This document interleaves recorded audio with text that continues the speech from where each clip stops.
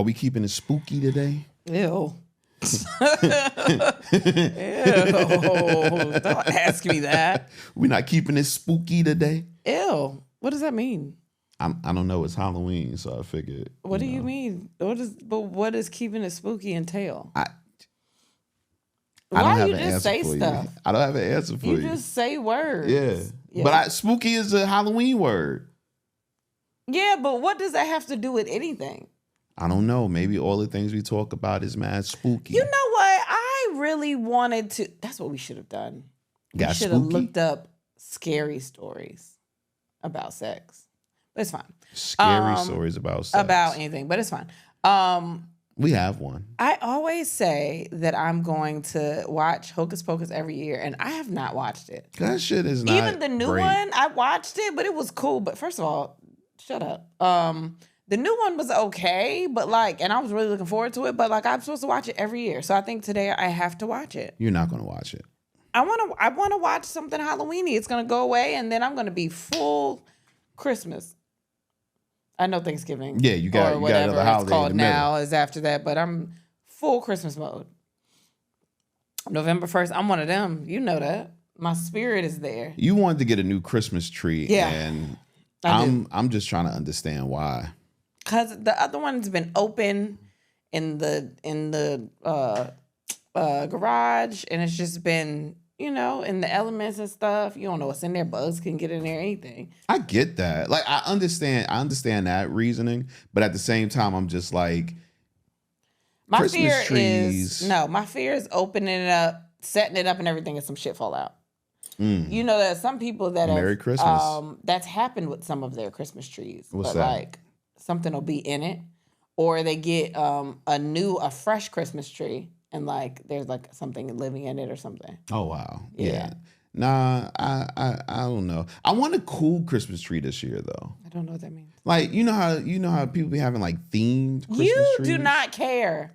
I love doing that. You don't care about anything. Yo, why is it that when I say I want something, I don't care? Because you really don't. I think you're just podcasting right now. You don't care about any decorations. No, I want a cool Christmas tree. Like what? A Dior Christmas tree. Who is doing that?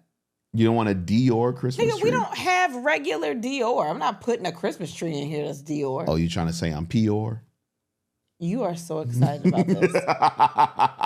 Shout out to Boss Man D-Lo, man. So excited about learning a new song. we were in the car and this song comes on, Shake That Ass. It's not even new. It's the twerk song. The song's not even new anymore. I didn't say it was new. I just said a song came on. You thought it was new because you never heard it. I had never heard this song before. If you're joining us for the first time, he doesn't know anything on the radio. So he hears songs. He just heard SZA's album last week. Last year. No, it wasn't last year. It wasn't last year? It was this year. You were like, man, that SZA album crazy. I was like, yeah, it won Grammys. So it was March though. It was the beginning of the year. Okay. Anyway, we're in the car, we riding, this song comes on, and I'm like, okay, whatever, it's a song. And then I heard this line, if he can't buy you Dior, then he Pior. And I was like, wait a minute. Says? That's what he says. If he can't buy you Dior, then he Pior. He said like that. He had more of a country drawl. It was a little different. Yeah. Yeah, they have it's a whole viral dance on TikTok. I saw that. Everybody, you showed me that. I showed you the dance, and you were like, "Oh, that's the dance." And I'm like, "The dance has been going on forever." So I know the song been out forever, and I don't even know everything that's new. I don't pay attention to all the new. I get it, but sometimes there are songs that just captures you. And it wasn't the song really, because I listened to the song today. I was like, it's a song. But that Dior Pior shit, oh my gosh. It's so weird how a person can put you down and uplift you at the same time. Because I can't buy you Dior. Because I guess I'm Pior. Baby. However, I love that line. I want to say something. Say it. No, because it's going to make me look dumb. And right now it's about making you look dumb. No, say it. I just realized that it's poor. I just realized he was saying poor. I thought he was just rhyming some words. I thought you just go around the house saying this shit the whole time. And I was like, I mean, it's cool, but it ain't crazy where I'm just going to repeat it all the time. I was just like, oh, all right. Guess he likes to say that. I don't know. But now I'm like, oh, poor. You didn't get, what the fuck did you think he was saying? I thought you just rhyming some words. I thought he was saying like the. But a word has to be said. I thought it was like the generic version of Dior is Pior. Like he just changing the name to say it's not really Dior. But what I'm saying makes sense, right? Okay. Okay, right? Okay. So like when you say, it has no common sense in it, but I do understand where your sense went. yeah, I thought he was just saying like it's fake. That's not what he's saying. At all. Damn, that shit is kind of that's nice. Yeah, that's Damn, shout out to him. And you gotta do the dance. No, you just learned to dance. Please don't do it. I'm so glad. I hope everyone's listening on audio. God, man, that's bad that I just. No, it's all good, man. Songs are like that nowadays, Crazy man. on video. Sorry. Go ahead. What else don't you know? Nothing. I think I know everything else. So you know all of Glorilla's album? Yes, I do know the album. and you know all the lines that what she's talking about. I think so. Because not everybody understands Glorilla.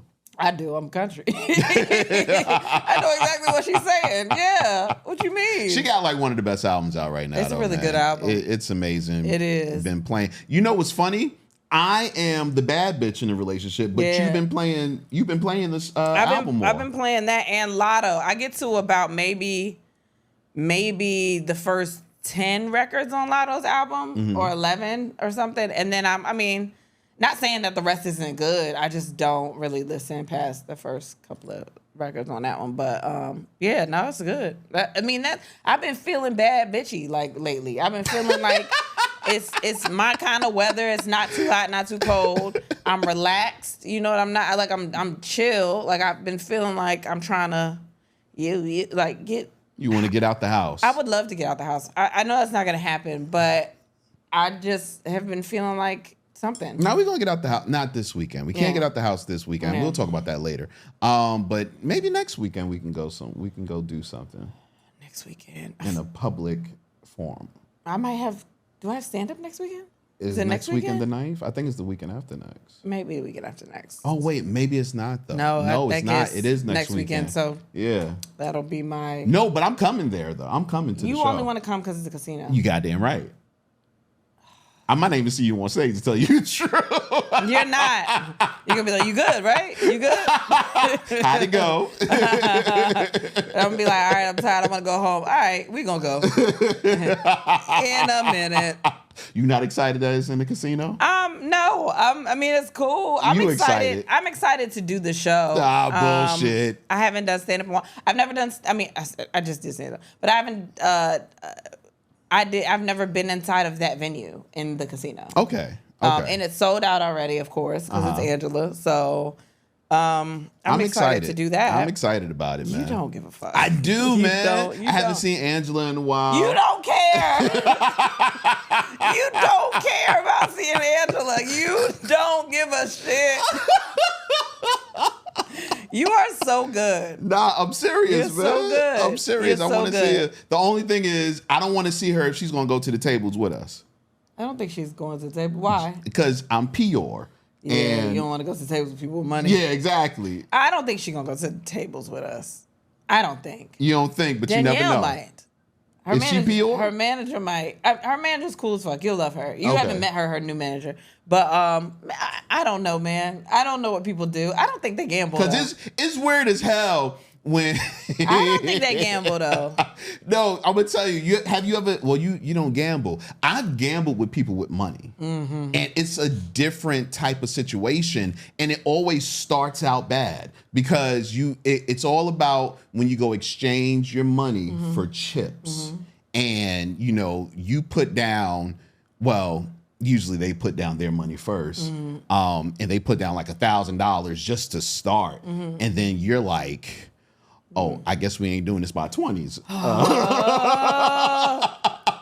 You got pull, then you starting to think, "All right, now if I win, then it's okay. But if I don't win, then the phone gonna be off for at least 2-3 weeks." So you gotta really juggle in those situations. Yeah, they have hotlines for that.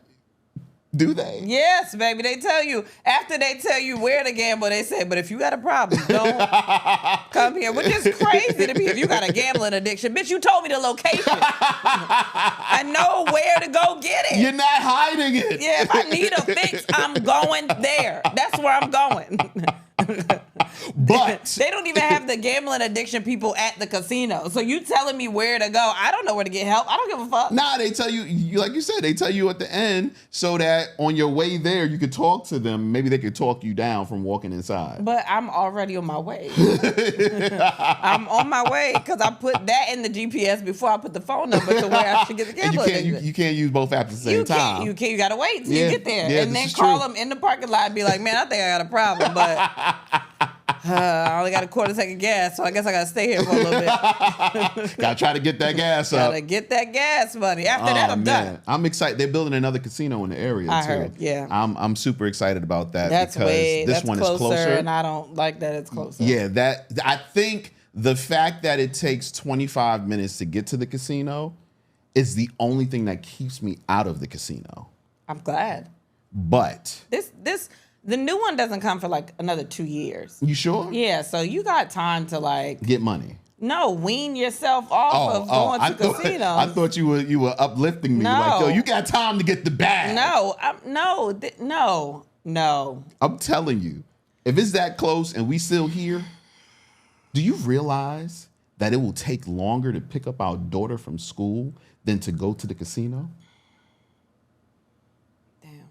Yeah. I didn't think that far ahead in the future, though. I did. I definitely did. Okay. I'm excited. You got 2 years. 2 years go fast, man. Okay. All right. That's Think enough. about where you was at 2 years ago. You wasn't Peor. Nah, I wasn't. I was up 2 years ago. 2 years ago, I was up. Damn.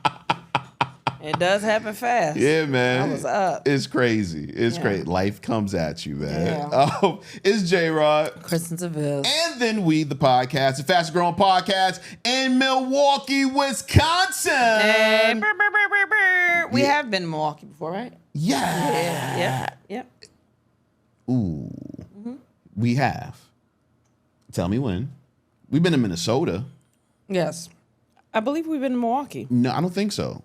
I've never been to Wisconsin. No, we haven't been in Milwaukee. I think we have been in Milwaukee. No. Green Bay is in Wisconsin. All you think about is sports. No, I'm just saying that's how I know if I've been somewhere, because I think about the sports team that's in the area, in the vicinity. You know what I mean? And we've never been there. Nope. You looking it up right now. Wait. We ain't never been There's there. an improv there. We haven't been to the improv? Nah, not there. Not there. Nope. I just feel like we've been here. We haven't, but it's all good though. Okay. It's all good. We'll make it there. We'll make it there, man. We got some dates coming up for you too, for the start of the year and for the end of the year. So be on the lookout for that. We'll talk about some of those a little later. But let's get into my favorite part of the show. Bitches love lists. And this week's list is actually coming from Deanna out there. Deanna hit us up on the Instagram and then we pod, as well as and then we pod too. She hit us up on the Instagram and she was like, yo, I love the falsetto one y'all did this week. I have one though that you're going to love. And it's so crazy because I had this already written in my notes, but I was just like, we'll do it whenever we get to it. Yeah, a lot of people were sending people that we missed. And we know we missed people. We only have 6. Like, somebody was like, y'all didn't put Usher in there. And I'm like... Somebody said y'all didn't put Prince, and immediately I was like, that's Chris's fault. That is my fault. Yeah. That's my fault. Yeah. My bad. But I think some people are just so talented that they don't need to be included on lists. You know? No. Like, you don't mention somebody. Like, we know. We know who Prince is. We know who Michael is. We know who they are, you know? Michael really didn't do a lot of falsetto. But I'm saying we know who they are. Like, Yeah. they don't need to be, you know? Yeah, I get it. Well, this week's list is the Making- top 6 songs Making up we shit. shouldn't have been listening to when we were younger. Yeah. There's a lot of these, by the way.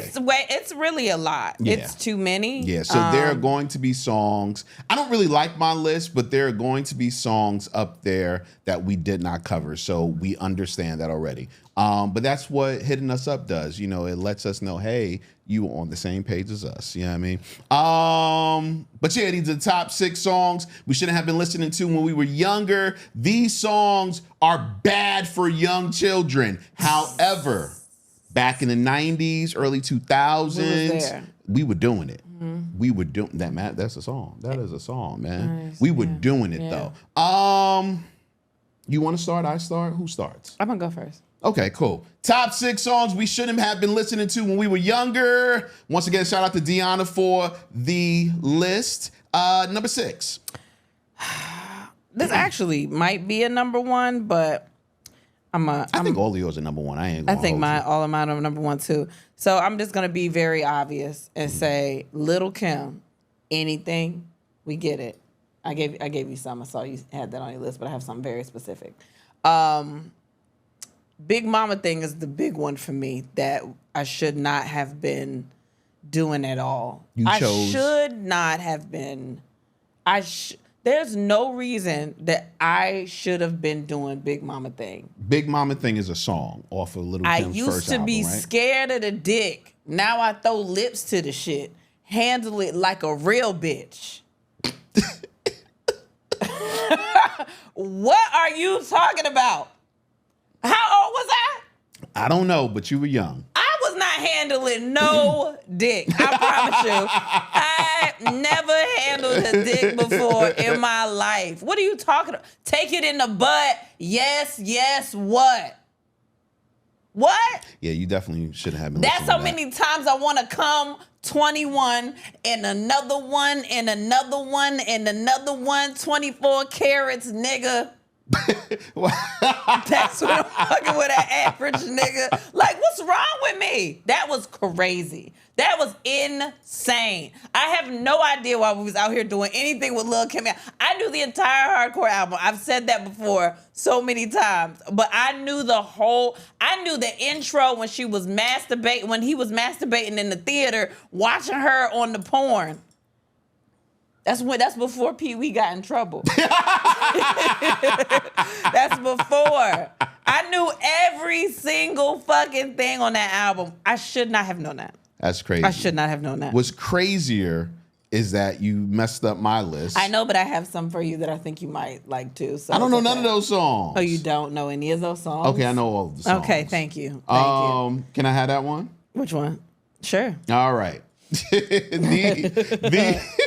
You didn't have anything specific. You just said anything Little Kim, and like, no, you gotta be. No, I had a. Okay, so on my list, right here in green highlight, there it says anything by Little Kim, but specifically the song "Another" is actually B.I.G's song. Okay, it's Biggie's song featuring her on the Life After Death album. Okay. And only thing I remember, and this isn't part of my list now. The only thing I remember is the song being so good to my mom's that she was like, I can listen to it. But I knew that I shouldn't have been listening to it from it starts with not a sketch, but it's like a talking part. Like, that's when it gets you. It was almost like their version of "The Girl Is Mine," but it starts with fuck you too, bitch, fuck you, motherfucker, you fat ass motherfucker." They're just going off that shit. You wasn't saying that when you was sucking my dick. You wasn't saying that when you was eating my pussy. You a nasty motherfucker. Yep. Right? Yeah. And that's before the chorus comes on. And I'm looking at my mother and I'm like, do you want me to listen to this? Because I know I shouldn't be listening to this. Yeah. Goddamn Little Kim. Yeah. While we're on, first of all, she shouldn't have been saying most of the shit she was saying. She was like 17, they maybe. Was young. Her and Foxy Brown should have shut the fuck up. Yeah, Foxy was younger, I think. She was like 14, 15. Crazy. Like, just... Crazy, man.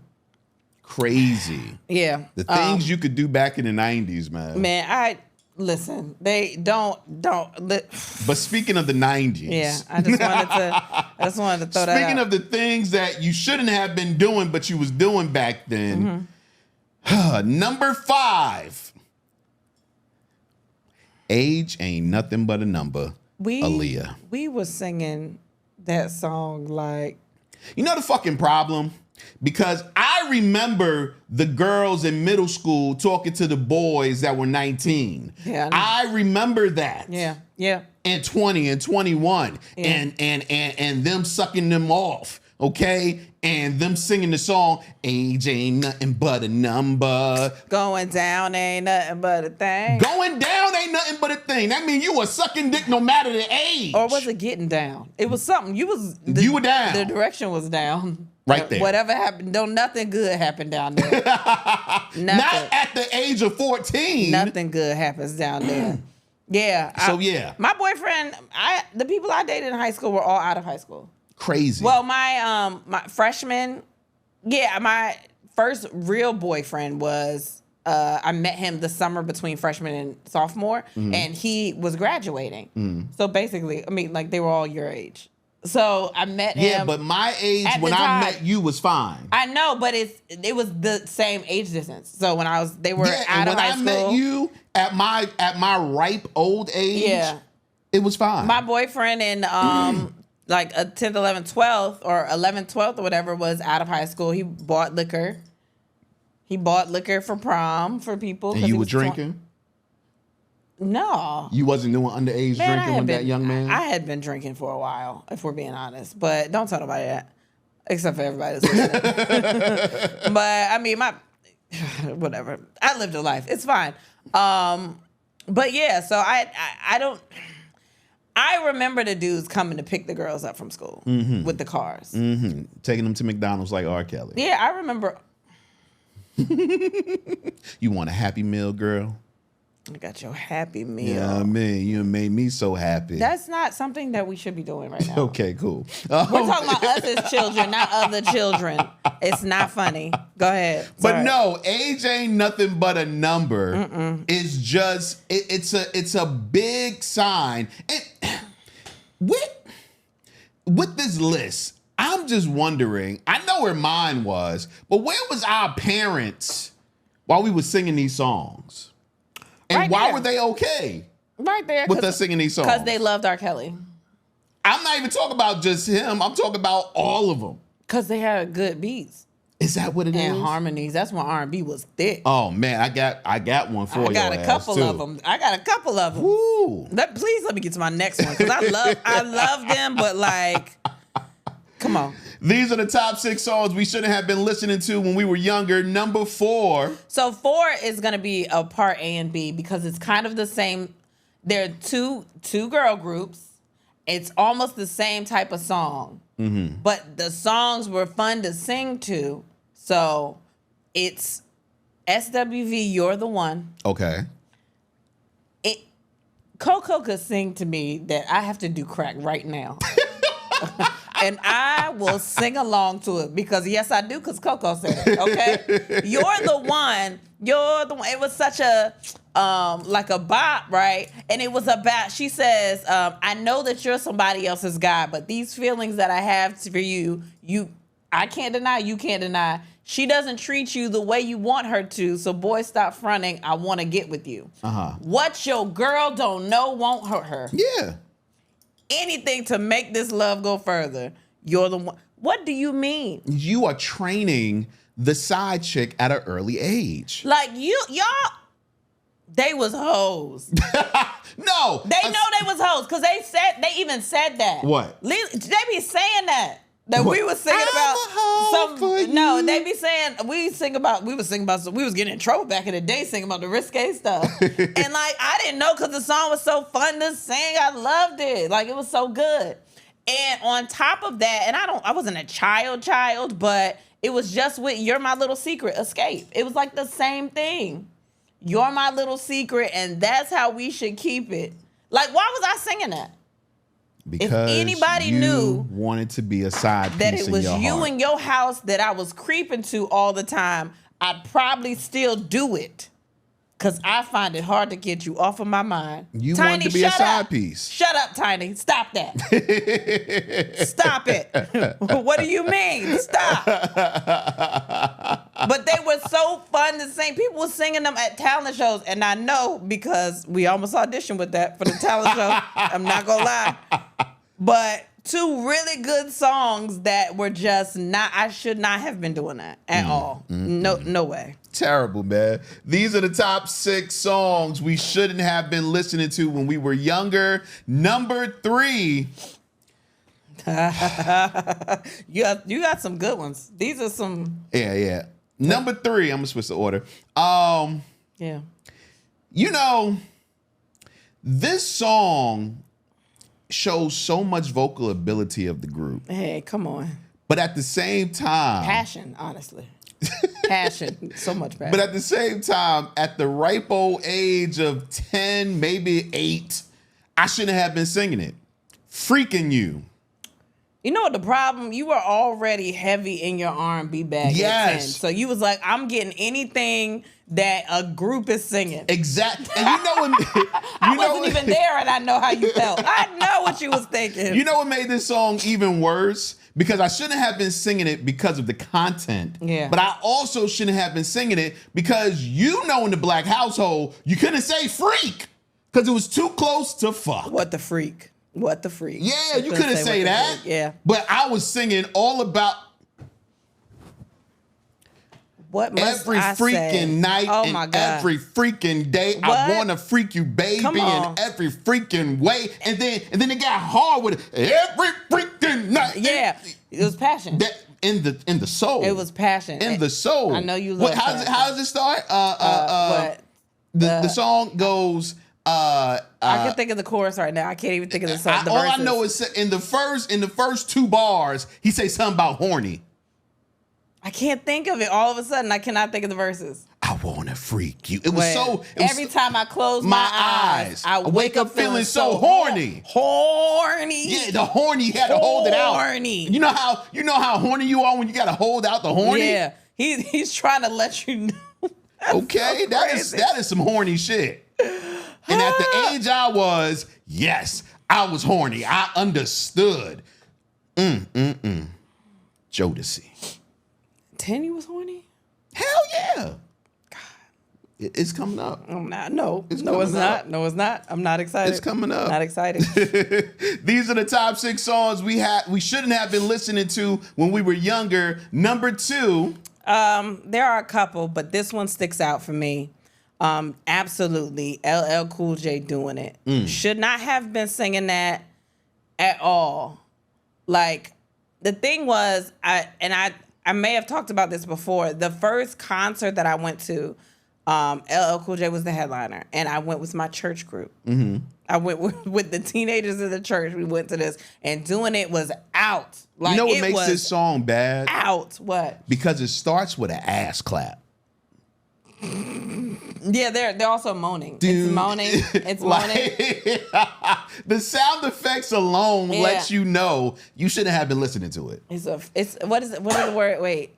It's our first time together, and I'm feeling kind of horny. Conventional methods of making love kind of bore me. That means he was already nasty. What I wanted to know, what are the conventional methods? I'ma call you Let me Big learn Daddy those. and scream your name. Matter of fact, I can't wait for your candy rain. Who was the girl? I cannot remember, but there was a controversy about the girl because I guess she didn't look the way that they wanted her to. So the girl in the video is not the girl that sings it. Oh, that's like the I can't remember who it was though, but it was like a thing about that. That's like the song where the girl's singing the house song from back in the day, early. Oh yeah. Wait, is it not Show Me Love? CNC Music Factory? Yeah. Where they're different people. Yeah. But yeah, that's what happened. I remember that. But wow, I remember that vividly. Like, she didn't look the way that they thought she should, so the girl in the video is not her. That's crazy. But it's Yep. Daddy, slow down the flow. Put it on me like a G, baby, nice and slow. So I need a what you roughneck nigga, man, dingle in the sack who ain't afraid to pull my hair and spank me from the back. Yeah. Why? Because that shit was a bop. That shit was so good. And the video felt like Belly a little bit. It did. And I shouldn't have been watching that. It was a lot of shit I shouldn't have done. Like, even watching Friday, I'm like, why the fuck was we watching Friday like that? I remember Friday was the one movie that we could recite Yeah. and not get in trouble with. I didn't understand. We would sit together as a family and watch that shit. Because Friday is a freaking classic. It was an instant classic. Man, maybe that different. Needs to be next week. Movies we shouldn't have been watching. My life was different. Oh, yeah. It wasn't so sensitive out here. We're aware. You know what it is? We're too aware, so now we know what's wrong. So it's like everything's bad now. But when we weren't aware, it didn't affect us as much. You know what I mean? Okay, because now we're too aware about how bad things are, and that's great that we are. Right. But like back then, it was like, oh, this is just a part of something, and it was just like, oh, okay, and then we didn't think about it anymore. Also, I think when you're younger, because you've never experienced it, you don't really know how bad the things that they're saying until is. you get older and you like, oh my gosh. That's even with curse words. Some kids don't understand how bad curse words are because it's just a word to them. And then they get older and somebody yells at them because they're reciting a movie, and then they're like, oh shit. I guess this is bad. Yeah, I should have said that. Yeah, no. Yeah. It's wild. Yeah. Wild, man. Wild times. The 90s was crazy. Because I don't think this was happening in the 80s. It might have been, but I don't remember. Not heavy, though. Yeah, I wasn't like super outside in the 80s. I was. I know. I wasn't like outside. Like, I was 3 by 90. So, I mean, I was almost 4 in the 90s. You know, my birthday. Don't get it twisted. My birthday in January. I mean, I lived. I had all my teeth. Yeah, I'm an 80s baby, though. To the death of me. You feel me? These are the top 6 songs we should have been listening to when we were younger. Number 1, this is a classic song that everyone knows, no matter what color you are, no matter what age you are. You know, nothing tops this song in a party. You know it's going to go off. Karaoke. Oh, karaoke. my gosh. We right there with karaoke. What is it? Genuine Pony. I started coming out to that when I do stand up now because I want people to think they're getting a different show. I like to see their reactions I know who the freaks are. When it first start, everybody is, when they start grooving in they seat, I'm like, oh, y'all nasty. Y'all outside. It's literally a grinding song about grinding. Yeah. Yeah. And riding a goddamn... Because it wasn't a pony. He meant dick. It's a really well-written song, though. I didn't realize that until, I don't know why I'm looking up the lyrics to Pony. I have no idea, but I did it the other day. And I was like, damn, they kind of killed it with this shit. Like, they smashed this. No, it's a classic for a reason. It is a classic. But it doesn't negate the fact that we shouldn't have been singing it, okay? Yeah. Not at all. Yeah. Now, I think when Pony came out, I might have been like 11 or something like that, 12. I've already gotten our list for next week. For what? Underrated singers. Oh, man, that's going to be controversial. Because we started talking about Genuine and people don't appreciate him enough. But go ahead. Okay. It's fine. Okay. Go ahead. It's going to be an argument next week. It is. But no, seriously, though, Pony is one of those songs that if you listen to the lyrics and you really break it down, you want to know why your 6-year-old is singing it as loud as they are. It's some of those songs, though, but that are like...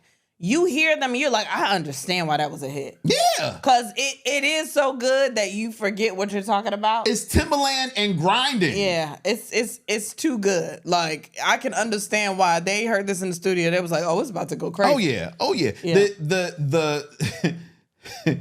The fact, the gall that they had to just put it out, though. Gall. Yes. Yeah. To put it out in the streets and say, you know what? This is the song we want this man to appear. I'm not trying to be funny, but back in the day, Genuine looked like that should have been his first single. He had the look of a nigga that would sing Pony. Of a male stripper. Yeah. Of this slick, pretty boy thing. Isn't that the video? Isn't he like being a stripper in the video? He's like on bars and shit, I think. Yeah, something like that. It's been a long time. But like, he had that pretty boy, like that quintessential, like almost Shamar Moore-esque look. So, did. and that's when them light-skinned niggas was winning out there back in the day. That was the time. That was the peak time. light-skinned nigga. So they got this hit on their hands. He can pull it off and he could dance because we forgot Genuine could dance. You know what's crazy about this song too? Because you're mentioning what he looked like. And because of that, in my heart, I wanted to hate. The same way I hated Rome. Because remember when Rome came out? Where are you? What are you doing right now? It was around the same time. And Rome came out. And I was like, oh, we not fucking with him. Damn. We not fucking with that pretty little light-skinned nigga. We not fucking with him. Nah, fuck him. That's not nice. Nah, I mean, that's how you... They couldn't help the way they look. Fuck that. I couldn't help the way I looked either. I promise you. Timberland, he was like... Okay, I told you a couple episodes ago, I had the S-curl. I felt like theirs was natural. It was, though. You see? We've seen Genuine. That's water, since gel, then. and go. Yeah, we've seen Genuine since then. That's what it looked like. Curl still there. That's what it looked like. But motherfucker. It was a time, and I can understand how they sold it to us, but... Yeah, but the fact that I hated Rome, but I liked Genuine because of the song Pony proves that the song was that good. The song was a fucking hit. You forgot. You was like, I'm not even jealous of this nigga. This song is... he deserves this song. Like, in the streets, I hated. I was like, man, fuck that nigga Genuine. Yeah, but at home... You was like, he got a hit on his hands with this one. He got a hit on his hands with this one. Yeah, he got some. I bet he can't do it again. And then he had more hits. He had more hits. These have been the top 6 songs we shouldn't have been listening to when we were younger. If you have some songs that you know your mama shouldn't have let you listen to, let us know in the comments, man. Let's go to the question of the day, man. Let's see. Say something. I'm trying to find it. It's a long... I don't remember what the question of the day was, so I'm trying to figure out. You don't remember? Okay, here it goes. What's the most important thing you learned being in a long-term relationship? Patience.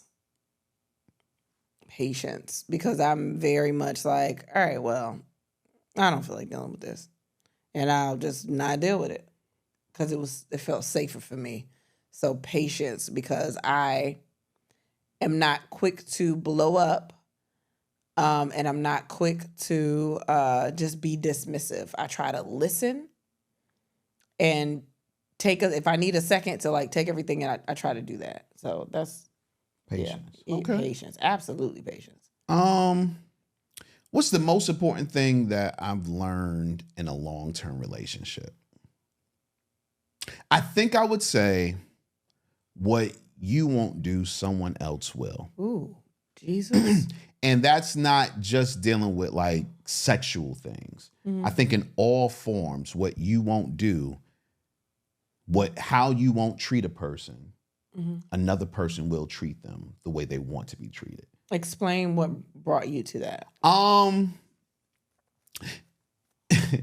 Honestly, it was usually after relationships that I would get into, there were a lot of things that I was just against.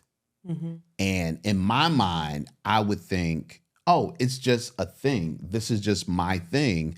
I'm not about to do that, but I'll be everything else that you need. But this is just where I'm not about to cross the line.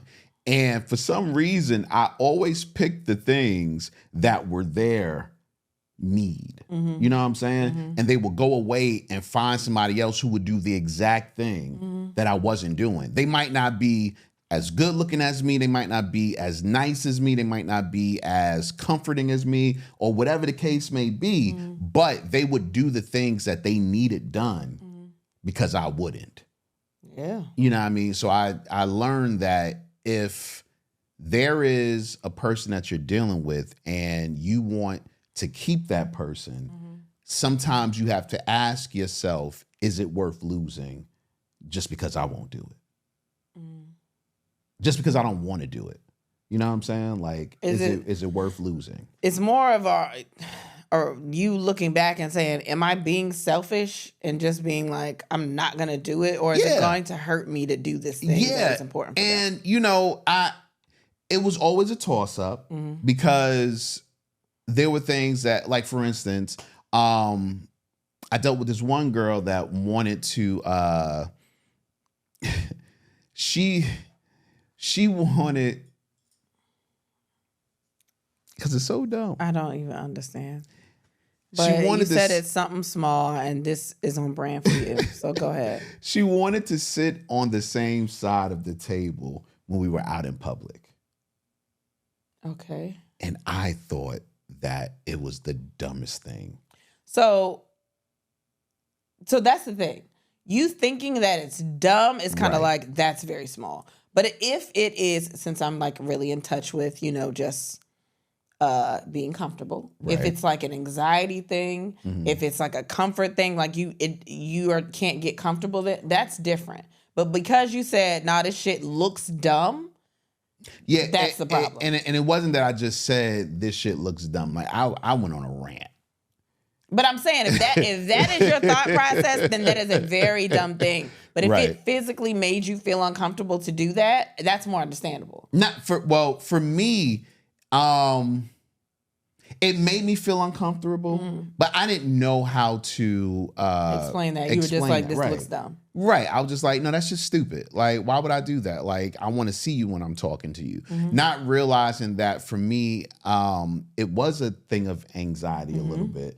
And not because I was, what's the word? That I was ashamed of being out with the person, but for some reason, it just felt weird to me. That's another thing with just learning yourself as you get older. Like, a lot of responses we have are just reactive, just we're used to doing it. It's muscle memory. I'm just reacting like this, but I'm not really understanding why. Right. You're mistaking it for something else. Like, I think it's dumb. And it's like, really, maybe you do, but maybe it's something about it that makes you feel like you shouldn't be doing it, but you don't know how to vocalize that. Right. Yeah. And it was always things like that. I mean, there were some big things too, don't get me wrong, but a lot of the situations that had to do with learning it was in the small things. I learned so many things from the small things. Once I remember saying to this one girl that I was dealing with that if we was to ever get married, I would never merge our bank accounts. And she was a little older than me. But she took that as saying that I didn't want to merge our lives together. I still wanted to live a separate life, even though we were together. And when she said that to me, I was just like, no, but whatever you think, it is what it is. And that situation didn't last either. And it was after maybe like the fourth or fifth time that something didn't work out that I was really looking like, damn, maybe it was my fault in some of these cases. Damn, yeah, that's crazy. You just realized that. Nah, I ain't just realized that. Okay. Fuck you. Yeah, I mean, I could see it. Anyway, man, let's get to the question of the day. Well, let's get into the answers, your answers. What's the most important thing you learned from being in a long-term relationship? It's okay to be an individual. They love you for being you, not for you trying to be them. Love you for being you, not for you are. Yeah, you know what I'm trying to say. No, that's something I had to learn too. But I've talked like just about how I kind of lost myself just in motherhood in general, and now I'm getting to the point where I'm like I forgot who I was. Like I know who I am. That's how you got here, and it's not being me to please you, but it's being me to be happy, even being where I am right now. So I get that. Okay. I'm gonna get this one out the way. Communication. Okay. Yeah. So a lot of people say communication. Of course. Have those tough conversations. Tulsa show was great. Thank you. Thank you. Appreciate that. Thank you so much. Choosing my battles wisely and listening to understand. Listening to understand. If don't nobody hear shit else. Listening to understand, not to respond. Just wanted to throw that out there. Shut the hell up. No, it's fine. If you're listening, then you're listening. You constantly fall in and out of love, and that's okay. That's the joys of growing as a couple. That is something big because I mentioned something about that in a clip or something. Like, I forgot what it was. And somebody was like, how are you going to fall out of love with your partner? Or why are you realizing why you love your partner? Like, don't you just always love your partner? And sometimes, no, I don't always love you. Well, I mean, I care about you. I don't always like you. I can deal with that. Being in love and loving is two different things. And sometimes I'm like, I'm not in love with this nigga. He's getting on my nerves. I know you do that with me too.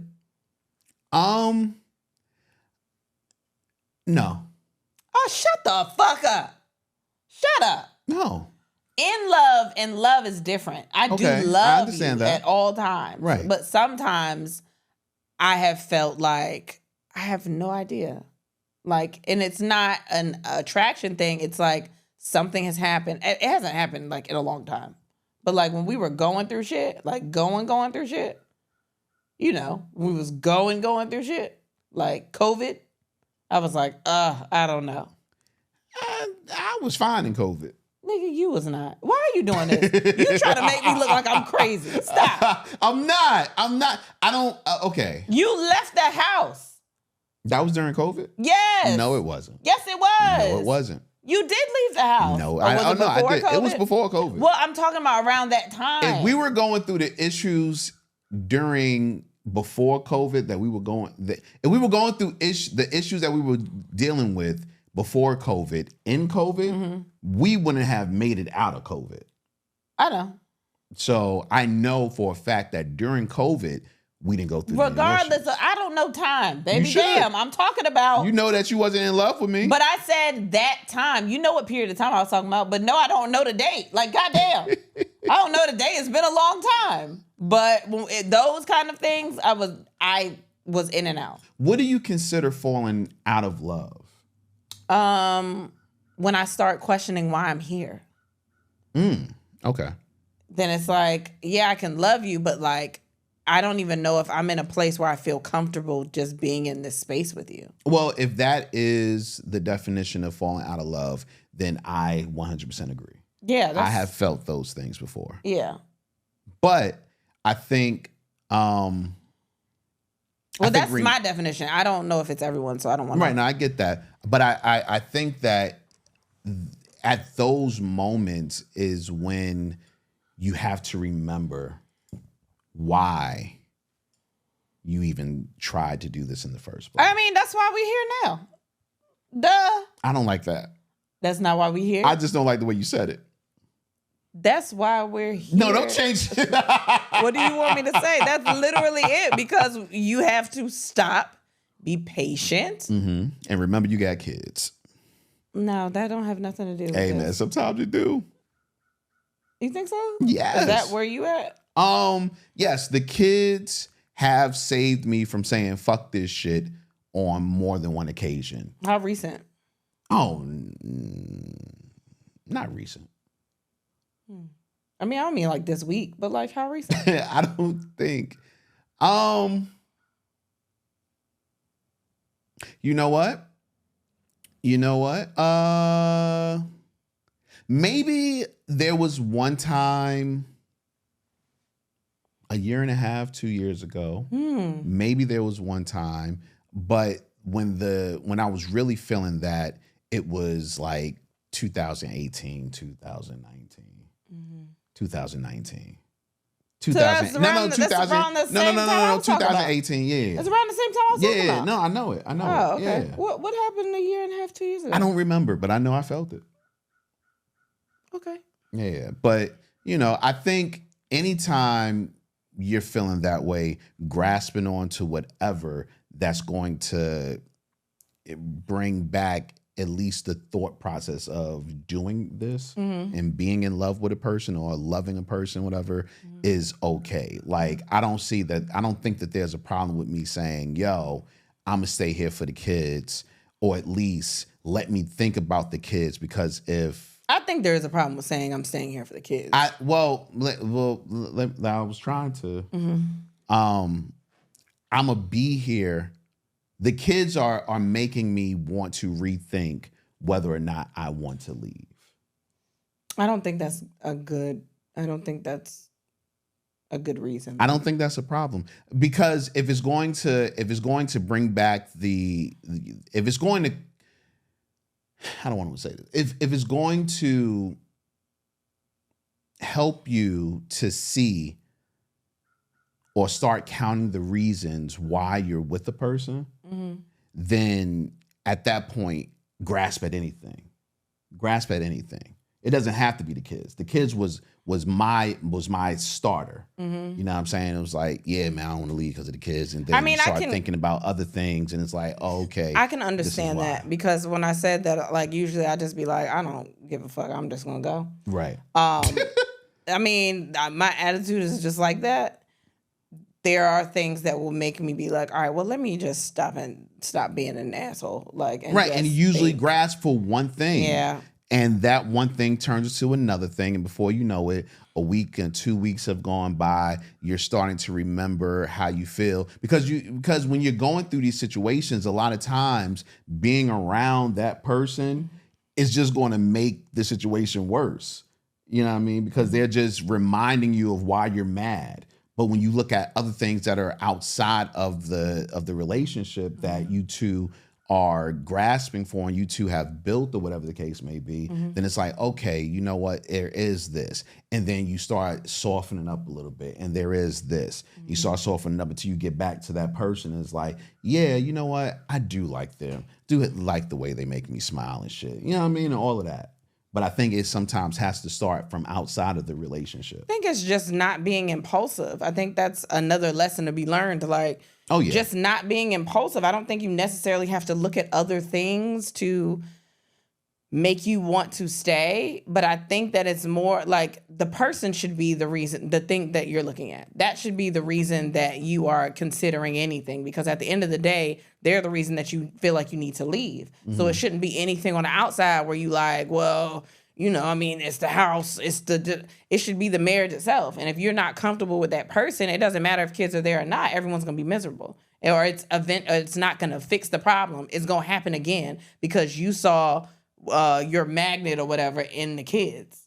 And the kids is not the issue in the relationship. But sometimes or aren't. But when you're in those feelings, I think sometimes using something like the kids or the house, whatever, it buys you time to cool off. I think you just have to be an adult and be like, yo, let me slow down and think about what I'm actually doing. But that's easier said than done, though. Well, no, that comes with maturity, and that becomes with you deciding to marry someone. Yeah, but I still think it's easier said than done. But that's really what... No, I think as a totality, what you're saying is right. But I think in the moment, it's hard to say, yo, you know what? Let me slow down because I'm pissed the fuck off right now. And let me think about how much I love her. No, I think maybe just for you. I'm not trying to be funny. Maybe. You are also bipolar. Fuck you. I think that's a lot to do with the way your moods change. But just as a person, if you are saying, I'm about to get married and I'm making this commitment to someone, you have to be able to just be like, this is a pact that I made. I gotta slow the fuck. I am mad now, but like if I understand anger or emotions, that shit will eventually go away. So if it goes away, am I still gonna feel like this? Or am I gonna be okay? But you don't know that at the time. But that's part of maturing. If you're angry enough to say fuck it all. But that's part of maturing. You're angry. I don't know if that's so much. You're not gonna be angry 24/7. So when you come down from whatever that anger is that issue still going to bother you, or was it not that serious? Okay. So for you and I, it's never been about a singular issue that has pissed us off in the moment that has made us say, you know what, I don't want to do this anymore. Yes, it has. No, not a singular issue as far as something small. It's always been like a big thing that while I might, for instance, we might be going back and forth, right? And we're not feeling each other and our tensions are high. That can come down, but the issue that we were talking about can still be there. But this is the thing, and this is why I said that I had to bring you being bipolar in it, because it makes sense in our situation. And I don't know if there's other people that go through the same shit, but like you get mad. I don't like the way you say bipolar, by the way. Because it has a lot to do with it. I don't like the way you say it. You don't like the way my voice sounds when I say it? You be So what happens with you, and it took me a while to notice it until I started realizing how you were as a person, and that comes with me being patient and learning you instead of just reacting to the way you act and thinking of the way other people have acted, because everyone's not the same. Right. So you will react and you will get mad and you will do something dramatic like leave the house or be mad as fuck if I don't give you the I don't think leaving the house was dramatic, but continue. I think so. You'll leave the house and be gone, or you'll get super mad, and then I'll just end the conversation because it's not going anywhere. And then after you sit on it for a while, you come back and the conversation makes more sense to you because you've actually thought about it. Your emotions are so heightened No, baby. The conversation doesn't have to make sense to me. It just might you be know a how thing to of, respond to it, but in the moment when you're angry, you don't see any solutions because you're more worried about being mad. That's how your emotions work. But when you come down, you can make better sense of how you feel and the things that have occurred or how to get solutions. No, I'm just when I'm not. That's how you gonna tell me no before I even get my because I deal with out? you. Because I know How that's you gonna tell me exactly no? what it is. But I'm telling you from my point of view because it's me. Tell me. Go ahead. It's me. Yeah, it's me too.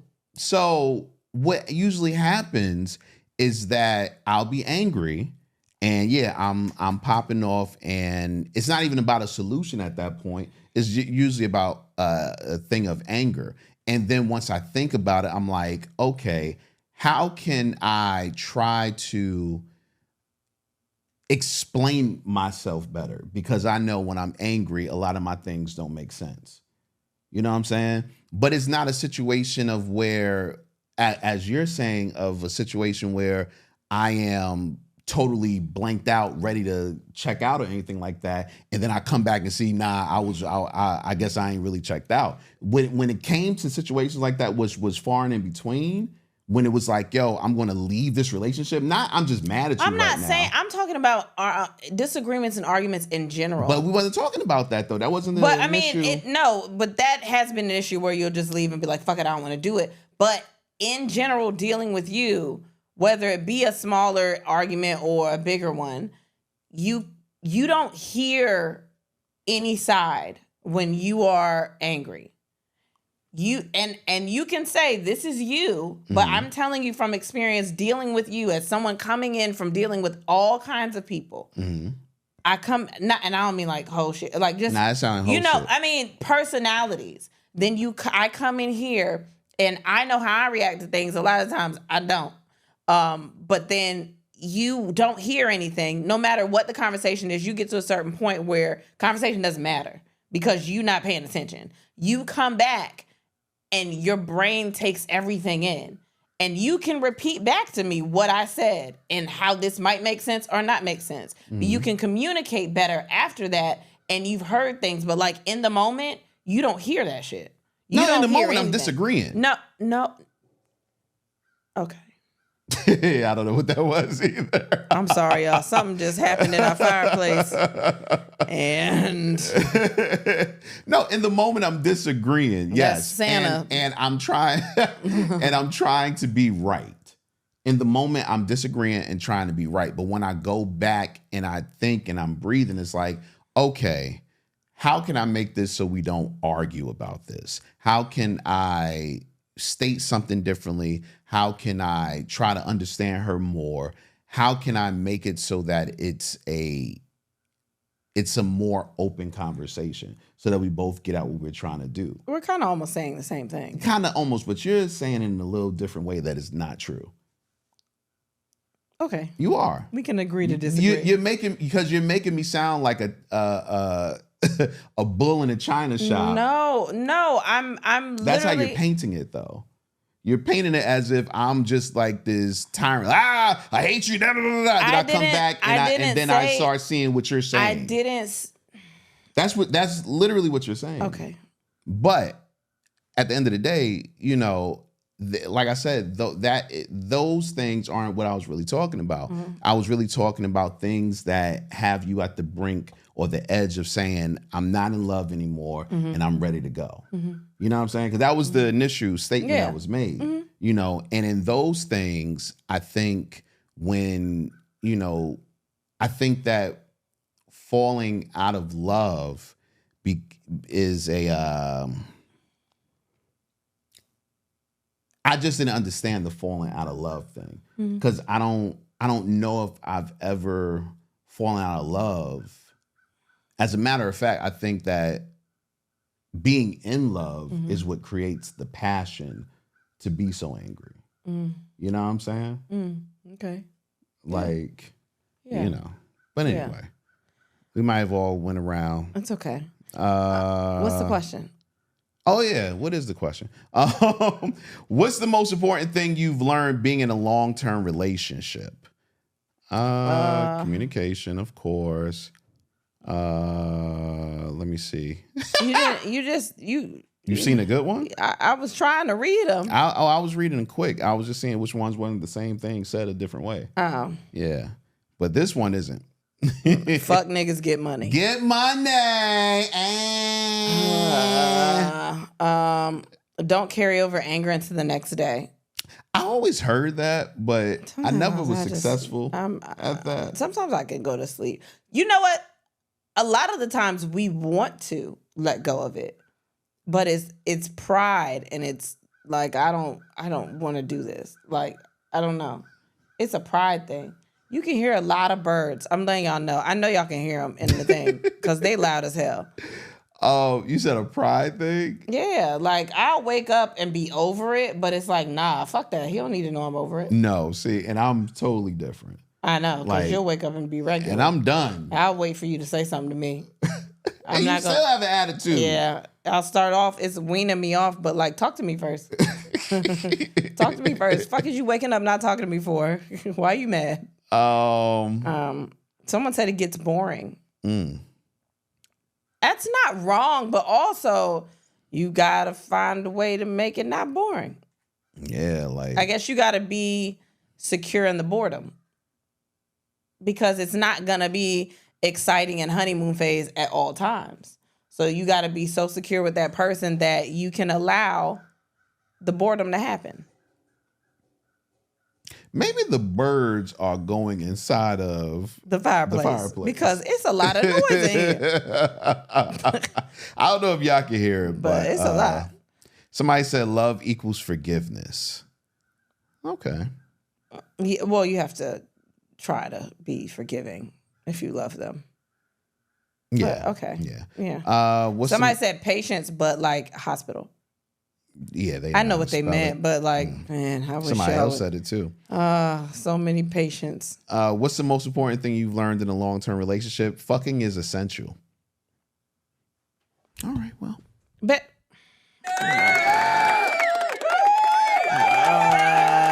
depending on the two people. Depending on the two people. It just depends on the relationship. The relationship itself is not always essential to everybody. Yeah, you know. I guess they mean for them. Well, it says, what did you learn? What have you learned? Wait.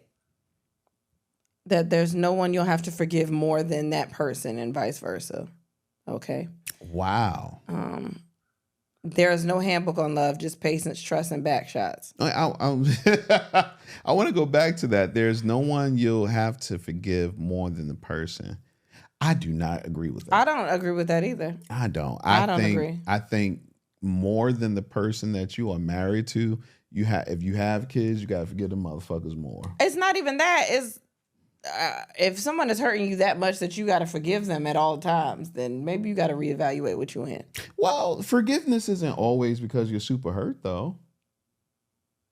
If they're doing that many things that are fucked up? Maybe it's not fucked know. up person. Okay, you're right. You know what I mean? There's no room for selfishness. Man, that's crazy, huh? You got something to say? No, they said it. I just read what they said. You got something on your chest? No. If they listen, they know. Ass. What does that say? Oh, Where? Someone said not to be in one. So not to be in a relationship. Oh, well, okay. Okay. What's the most important thing you've learned from a long-term relationship? Everything doesn't have to be in agreement. Yes. Yeah. This is true. Yeah. As a matter of fact, embracing your differences makes it for a better relationship sometimes. Yeah. Yeah, so I'm with that. Someone says sometimes ass needs to be kissed or sometimes ass needs to be ate. Use your judgment. Goddamn right. Yeah, every time I fuck up and want to eat your ass, you say no. Oh my gosh. Like, I'm so sorry. Can I? Bend over. Yeah. He's never going to put the clothes in the basket. They will forever be piles on the floor. Don't you do that. No, you know what the problem is? I have clean clothes in the basket already, and then I haven't take folded. them out. I haven't folded them yet. That's the point. Take them out. Take them out. Put your dirty clothes in there. I can't even open my door all the way, baby, because you got shit behind the door. Get it out. That's because I'm P.O. and we don't have enough room.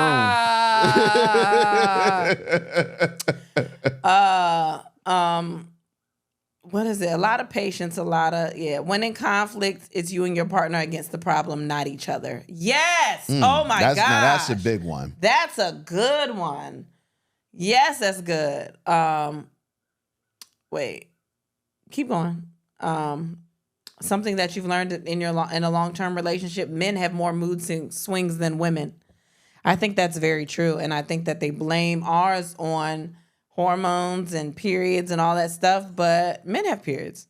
You might not bleed, but y'all have a period of time during the month where I can't confirm or deny this statement for two reasons. One, I've never been in a relationship with a man. So yeah. But two, because of my diagnosis. Yeah. You don't know. I have no idea. I'm telling you, it's not just you. It is not just you. So you say all men are bipolar? It's definitely that's you. But the other stuff, no. No. Not to depend on them for every aspect of life. Still have your own hobbies, friends, etc. That's a big one. That's a big one. Wait. You say anything? I'm trying to. You're going so fast. This is one for me. As hard as it is, you have to let your partner try things their way, even if you think they'll fail. Man, that's a hard one for me because No, it's fine. No, I am curious. No, it's hard. You know why I'm curious? I know that because you do this very well. I know that you are capable of doing so many things, but then there are some things that you do where I'm like, how did you survive? I have no idea. I don't know. A good example. But like, because you're good at this. You bullshit. don't care about your body. That's not true. You don't. I do. You don't. I do. You don't care. You're just a hypochondriac that thinks that everything is going to ruin life. Yeah, vaping does. Oh my gosh. Here we go. Here we go. There are things that where I'm like, I don't understand, like, why you don't see that this is not helping. This doesn't help you. And part of that is me being, I guess I've changed a lot of habits that I had, but like I have a drink every now and then, even though I don't really drink. I do drink energy drinks, which are terrible things. Like, there are things that I do. I'm not saying that I'm perfect, but it is one of those things where when you've done something and then you stop doing something and then you see somebody else doing it and you're like, why are you doing that? I've never been that judgy. I know. Well, that's part of that is my problem, but also because I've read so much on these things. Because you are a hypochondriac. No, I'm aware. I have anxiety. What? Anxiety. Yes, you have anxiety, man. I think that everybody has anxiety when you get older. No. I think you become aware of shit and then you start thinking of things that you did when you were younger and you're like, why the fuck was I doing that? You don't think that? No. Like, it's some degree of anxiety when you get older because you're aware. Like, you care about things now. Like, when I was younger and I was getting in the car with people I didn't know, why the fuck did I do that? Now you're older. Time out. You was getting in the car with people you didn't know? You know, you hanging out with your girls. You out and they like, hey, why don't you go with us somewhere? And then you go somewhere with them. But you know them. Those your girls. No, with other people. Like, when you meet people out, you have never gone to a place and left with somebody that you didn't know before you got there? No, what the fuck? No, I mean, like... That's why y'all be getting No. kidnapped and shit. I'm saying you've never gone to a club or something like that and took a girl home or took a girl to a bar or somewhere like that you did not know before you got there. No. You've never done that. No. You knew every single person that you met out. No, but I never got in a car with the person I didn't know. No, but you were driving. You never took someone with you. That I didn't know? Yeah. No. Okay. Bitch, drive your car. Meet me here. Okay. Even that, baby.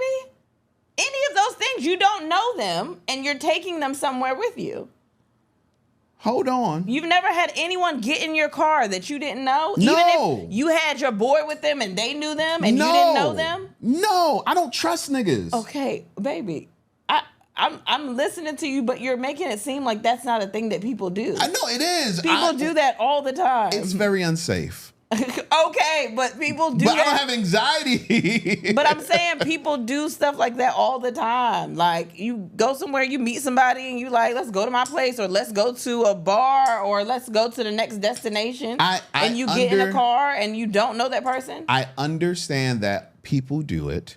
I've just never been that person. I don't like riding in cars with niggas that I do know. I'm not even saying that you're right. I'm saying you could be driving and someone gets in your car. I don't like I just grew up a little differently with my. You got to understand. Some of my friends were so on the. I don't want to call them thugs. They were such street dudes that they put things in my mind to make me super cautious because at any time you could get caught slipping. And it's different because I was a girl, but I knew the people that I knew like did all kinds of shit. So I was just doing shit that everybody else was doing. I mean, I guess I was the people that I knew. I was doing all kinds of shit, but I was with. No, I get it. Like I said, I understand. I was more afraid of getting caught slipping than anything else. I'm reading this book right now, and That shit's sexy to me. I like that. You said I'm reading this book right now. Hell yeah, you reading this book. And the girl wakes up in the car, and she doesn't remember like the last 6 hours because she had took a pill. And yeah, no. And I was like, nigga, I would be so terrified at that point. Yeah, like thank God that nothing like that happened. I mean, I did have a bad incident or two, but like I made it out of stuff like that. But I mean, when you younger, you stupid. Like, yeah, I mean, yeah. And I think that's why that's why raising kids is so hard because we know they dumb. I was about to say, like, I think that what comes off for me, it doesn't come off as anxiety. It comes off as overprotective. Mm-hmm. You know what I'm saying? And being angry and mean when I'm just really just like, nah, nigga, like, don't get caught. Like, please don't listen to me, but they don't know how to take. I mean, please listen to me, but they don't know how to understand that. Right. You literally know what could happen. Right. Exactly. Yeah. Exactly. Yeah. What is something that you've learned in a long-term relationship? I feel like it's more. It's a lot of communication. It's a lot of people saying. No, I feel like it was more to the question. Yeah, but you get it. Somebody said have different ice cream flavors. I think that's very important. Listen. I think that's very important. That way they won't eat your shit. Because I went yesterday, I went in there looking for ice cream, and I gotta have ice cream flavors different from everybody in this house. Now I'm about to say, because it wasn't me. I know one of the kids ate that shit, but like, yeah, you gotta like different things. Yeah. What? Somebody said privacy is bliss. Keep people out your business. Yeah, that's a big one. Yeah, except for us because we have this podcast. We do have this podcast. That's kind of weird. That's all right. I mean, well, we don't. As much as it seems like we talk about everything, we don't. So true. True. What does it say? You can fulfill sexual fantasies and still maintain your partner knowing they are your person. I don't know if I understand that. Yeah, I don't understand that. Ooh, somebody said enjoy the ride because nothing lasts forever. All Wait, right, well, rude. no. What? That's funny. Rude. Oh, no, I do understand what they're saying. I think they're in a poly relationship. Oh, so, okay. Yeah. Okay. Silence is a marriage killer. So I guess communication. Never stop flirting with each other or laughing at each other with each other. Yeah. Okay. We do that. Yeah. We do a lot of that. Do you flirt with me? Yeah. I tell you sexy all the time. That's flirting? I don't know how to flirt, baby. I thought that's just compliments. Baby, I just got people my personality. I never actively tried to pursue men. So I don't know. It's not flirting. What am I supposed to do? What am I supposed to do? God. What do you do? I've just been a goofball all my fucking life. Oh my gosh. The butterfly feeling goes away and that's okay. Yeah. Something that you've learned in a long-term I relationship. saw one up there I kind of like. Mm-hmm. Consideration. Before a decision, consider how your partner will feel, what they like. You don't know, just ask. Yeah. Okay. This is a really good one. What? Address things you don't dislike address things that you dislike early. Don't let it fester. I love that one. Yeah. I love that one. You're going to end up dating a lot of people, but I like that one a lot. Yeah. Yeah. Somebody said females be wrong as hell in arguments and we just accept it because we want it to end. Hey, don't press that button no more today. How about that? No, I'm just saying that goes back to what I was saying earlier. I get angry and then I got to go back and figure out how to have this conversation civilly. Because you'd be wrong. No! And that was my problem with what the fuck you were saying. No, you'd be wrong. No. It's all right. It's okay, baby. You could be wrong. I thought I saw one that was really good, but I don't see it up here. I saw someone say, don't ever let your partner feel like they're in competition with anyone. And I thought that was a big one. Okay. That's a really big one. Don't ever let them feel like that, though. Why? Why does your partner need to be in competition with anybody? Maybe not with anybody specifically. But if... What are you talking about? What if your partner has actively decided to no longer try? So you do something with somebody else? No, not at all. I said no one specifically. So what? So what would they be in competition with? I don't understand. That there are other people. It goes back to what I was saying earlier, but I wasn't talking about this in particular. But what you won't do, another person will. But they're saying. And I'm not talking about sexually either. To tell you the truth. But they're saying don't let you still don't want your person to feel like they're in competition with someone. Why would you do that? What about they've stopped trying? What do you mean by that? If they've stopped trying, then they decide not to give effort anymore. And I don't know if what I'm saying is you do anything in particular, but at the same time, I feel like I know that you are gorgeous. I know that you are a dope person. I know that you are a catch. So there's only but so much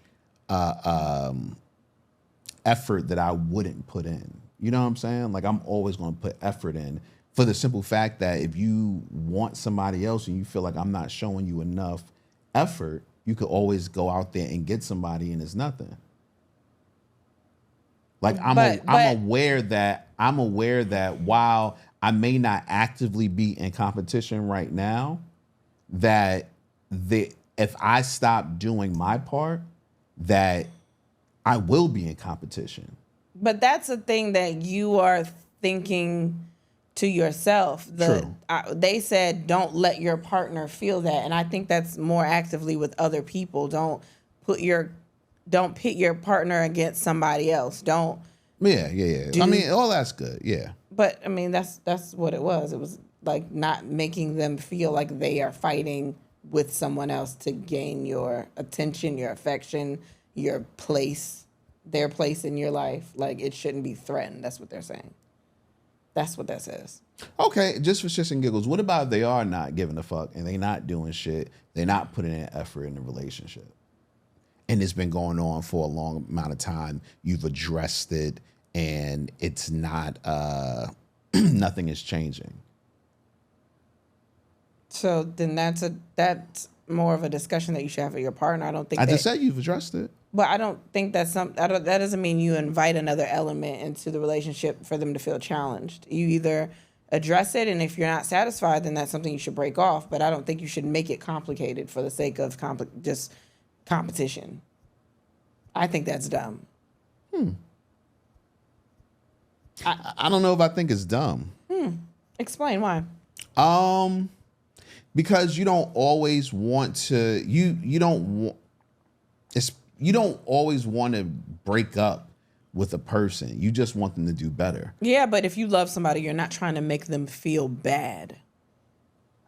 If you making somebody feel like their spot in your life is threatened, that is making them feel bad. That's making it harder for them to love you because you are hurting them. So what do you suggest doing? Breaking it off. If it's something that is repeatedly addressed and then you don't see any change, you were so ready to break shit off. No, but you don't. What? You are. So you would rather that's your aunt that. But you would rather. Light a little fire under their ass, maybe. Yeah, that's fucked up. I think that's fucked up. Will it work? Depending on the person. You're right. No, it does depend on the person. You just heard me say that I don't like to be put. I don't want. No, for you, it probably wouldn't work at all. For you, it probably wouldn't work for you. I don't want anybody to feel like they have to introduce a new element into my life to stress me out about you. I don't know if marriage it works exactly, but I know in relationships, just pure relationships, it might work a little bit. It just depends on the person. Again, everybody don't want to deal with that shit. True. They'd rather just not deal with anything. Let's do like one more. I'm sorry, because the last one is from my brother. What is something that you learned being in a long-term relationship? Is that the question? I don't know. Yeah, something like that. He said they're your biggest supporter and your biggest op. I love it. It rings true. Yes. It rings true. Yeah. All right. It was a very detailed discussion today. Yeah, man. Yeah. Yeah. I'm with it. Yeah, you know what to do. Take a pause. We have a little pause. It's not really a big pause at all, if we're being honest. Talk about it more. So y'all, about where we're going. Y'all, okay, so we are still technically on tour. We have dates that we still have to, that we're still going to hit. A couple of these are dates that people have been asking about for a while. There's really only 2 dates, but we are working on a Baltimore date. I'm letting y'all know. I don't know when that's going to happen, but we're working on a Baltimore date right now. Hopefully we can get you details on that very soon. But December 15th, Raleigh, North Carolina, we going to be at Good Nights. I think was last year our first time in the new building. We did the new building last year. I love the new building too. I love the green room. It's dope. But yeah, December 15th, Raleigh, North Carolina, Good Nights. Tickets are on sale now. Make sure you get your tickets. If you, I kind of want to start asking just for people that are out there that want to help spread the word, like whatever, just send us a DM. Just so we can get the word out there in Raleigh. December 19th, couple days later, we're going to be in Virginia Beach at the Funny Bone. We're going to be right at home. Y'all been asking us at home when we going to have another show at home. And it is December 19th at the Virginia Beach Funny Bone. But again, Baltimore is happening soon. The venue is actually still to be determined, but hopefully we will have that information for you very soon.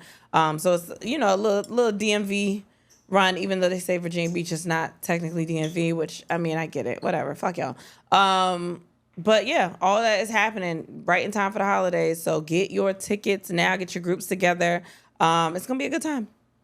I'm excited about it. So that's what we're dealing with now. And we're working on the other dates to start the year. Y'all know my birthday is in January, so hopefully somewhere pretty decent for January. Yeah, man. We getting those together. So hopefully in the next upcoming weeks we'll have our January and February dates, at least some of them.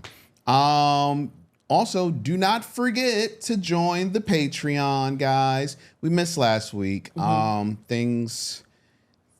got a family, dog. So sometimes, unbeknownst to us, things come up, and the kids come first before everything. So and that's what happened last week. We had to deal with the kids at the very last minute, and then we had to leave the very next day to go out to Oklahoma, which we'll talk about in 2 seconds. But there will be a Patreon up this week because it's going to be dope. And yeah, man, join the Patreon. It's great. A lot of videos, a lot of information up there, a lot about us opening up, talking about random shit and talking about things that just interest us sometimes, man. Also, make sure you join us on all of our social media platforms. They're all at And Then We Pod. We're on Instagram. We're on Facebook. We are on TikTok. We are on X. So make sure you join us on all of those. And the And Then We Pod 2 page on Instagram, going to be a lot more active up there. So make sure you join that as well. Because they're taking followers away from us again. Yeah, so man. we got to build it up. If you're not following it, follow it so we can, Yeah, do all the things. How was your week? It was pretty busy. We had a busy week this week. We missed a lot, and it was so last weekend was homecoming for Norfolk State and Hampton.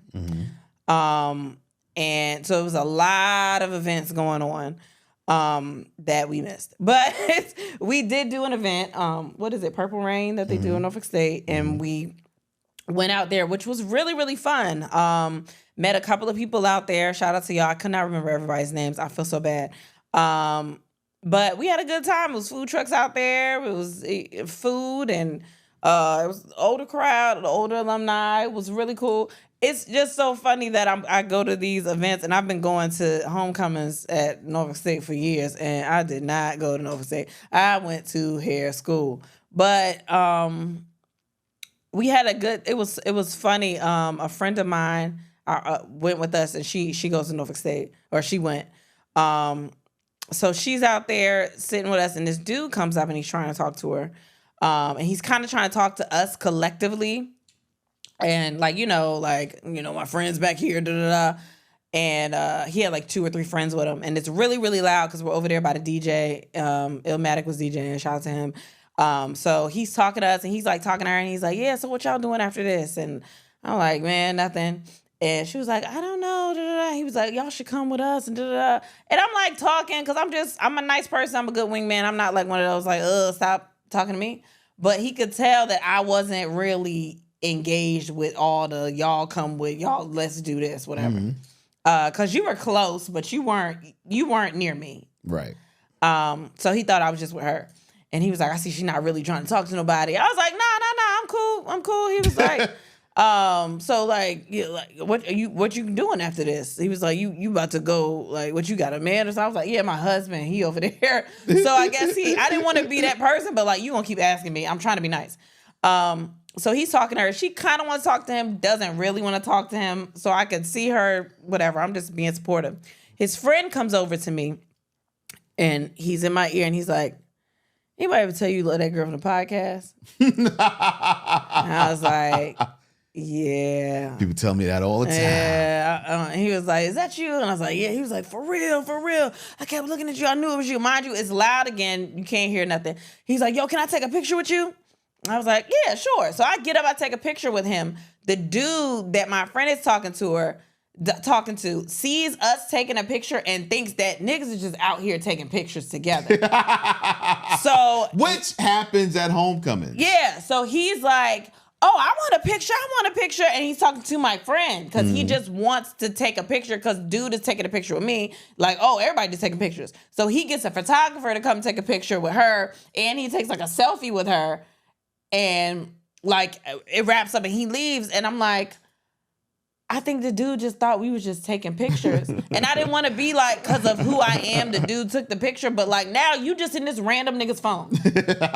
You don't know this man. You don't know nothing. Now he can put you in Google Images. Yeah, like now you pull up just information about you. And on the like whatever the pictures get released, like she just gonna be with this dude. It just look like she just with this dude. Like, so I thought that was funny. That was funny to me. I don't know, because I would never just randomly take a picture with some nigga, like, if you know what I mean. Nah, I don't, because I'll be taking random pictures of everybody to this day. But is it because they're like, oh, J-Rod? No. What do you? I see a camera and I'm like, hey, let's take this. Okay, well that is a different take this issue. flick, man. That's a different issue. That is a different issue than what I'm talking about. You just a narcissist. But yeah, so had a really good time there. And what happened? We were supposed to go. This is how I knew we was old. Because we were supposed to go somewhere. We got invited to go somewhere. I'm about to say, supposed to go somewhere? No, we got invited to go somewhere. I knew I wasn't going nowhere from the moment I got there. The after party. We got invited to go to the after party. Mm-hmm. And I said, what time the after party start? And they said 10. And I said, 10? They said 10. I was like, oh, God. My chest tightened up. 10 o'clock at night? So we didn't end up going because we had to turn around and get on a flight anyway to Oklahoma the next day. Mm-hmm. And our flight was early as hell. But my baby's foot is still going through what it's going through, right? So we got on the plane first. Yeah, love that for us. We priority, even if we don't want to be. You hear me? But yeah, so we went to, what was first? OKC. Mm-hmm. OKC, we had so much fun. I'm not going to lie. I did not know what that was going to be like. I didn't know if we were going to have people there or it was a 4:00 show during the day. Like, I was just not, I didn't have high expectations for the show, but we had a really good time. Yes. We had a really good time. Shout out to the club. The club was really, really fun. They set us up right. The people in the audience were participant. Like, it was a really, really good energy. We hung out with a couple people. I cannot remember their names. I feel so bad. That took us out for some drinks afterwards and just like chilling or whatever. So that was cool.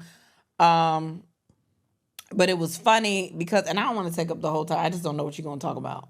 When we were at the bar of our hotel, it was closing down soon. You know I was going to talk about that? Okay, you can talk about that. Don't worry about it. No, you talk about it. Mm-mm. You talk. I need to leave you some stuff to talk about. Whatever, man. So we went to a bar, whatever. And then we did Tulsa the next day. And it was a small but mighty crowd. I will say that. But I will say, which surprised me, our meet and greet after the show was so fun. Like, I had such a good time at that meet and greet. It didn't surprise me that I had a good time, but it was just like way more energy than I thought we were going to get because the crowd was not, it wasn't a huge crowd. It was like a smaller crowd, but everybody was in it. Like, it was cool. But I really appreciated those at the. I really appreciated everybody that showed up for one because we didn't think anybody was gonna come. Mm-hmm. But I really had a good time at that meet and greet. So just letting y'all know, if y'all, even if y'all don't buy meet and greet tickets, if you participate in the games, you're gonna get a meet and greet anyway. Like, some of the places don't have meet and greets, and we just do a full one. But some of them do. But whatever. We had a good time. It was really fun. Let me see. What else? We came back and my mind is going blank. Like, I've been tired. I've been doing a lot of running. I feel like we haven't had a day where we can't do anything at all. So I've just been doing a lot of that. So yeah, that's where I'm at. Yeah, so that's what happened. That was the week. I was trying not to take up. Don't worry about it. You have your own perspective of how things happen. No, fuck. Not trying to hear it again. Okay, so one thing about OKC, was it OKC? OKC that I didn't know, and apparently some of the other people didn't know either. Niggas be shooting. Niggas shoot at 10 o'clock. 10:30. 10:30. That's when they start shooting. That's when they start shooting. Because the bartender said, y'all can go to the bar, because the bar was closed. Y'all can go to this other bar, but just know up the street around 10, it started to get a little sketchy. And we were like, what do you mean sketchy? She said, they're like, it's been some shots. Like Some shootings, They yeah. be shooting. And we were like, just at 10:30 every day? At this specific place? That's the time? Yeah. But we were safe. We had a good time. Yeah. Shout out to everybody that came to the shows. So Yeah. Cool week. I'm not mad at it. It did go by super quick. So I know for me, it's just been shit. Like last week was so packed with things. And then this week, today is packed with things. Because this weekend, I'm going to South Carolina. I just found out a couple of days ago that my grandfather's on his last leg. Well, he ain't really on no legs just right a now, weird way for you to say anything. You are not good at this. At what? Nothing. Go ahead, baby. What you mean? Listen. He he about to. Yeah. So yeah, gotta go see him. Go check him out one good time, and so it's weird because I don't think that I've ever went to say goodbye to somebody. Mm-hmm. They just kind of die and Yeah. don't get that chance. Yeah. Yeah, hell yeah. And I'm like, what do I say? Like, yo, my G. No, I think You it's was a just. G. I think it's just being in Grandpa. the room. You know what? You are terrible at this. No, I'm being so serious. Like, no, like what do you say to a person when it, you know what I mean? Like, I think it's just being in the room and not being alone. I'm not really sure. Because my grandmother died kind of quick. mm-hmm. My grandfather was in hospice in the house. Right. So we just kind of already mourned it before it happened. Right. So I think it's just, Which is weird too. well, you just come to terms with the fact that they're no longer going to be there. Right. And it's like you walk in a room and it's like, well, this is the last time I'm going to see you. You know what I mean? Like, you never think when you see a person it's going to be the last time that you see a person. And to a certain extent, I feel like that's a good thing. Like, knowing that this is going to be the last time that I see him alive is a weird feeling. Because it's like, yo, what does that conversation even look like? I mean, not saying that he's going to be able to have a conversation. I was about to say. But I know he can talk. So, it's like, what do I say? What's my first? Hey, Grandpa, how you doing?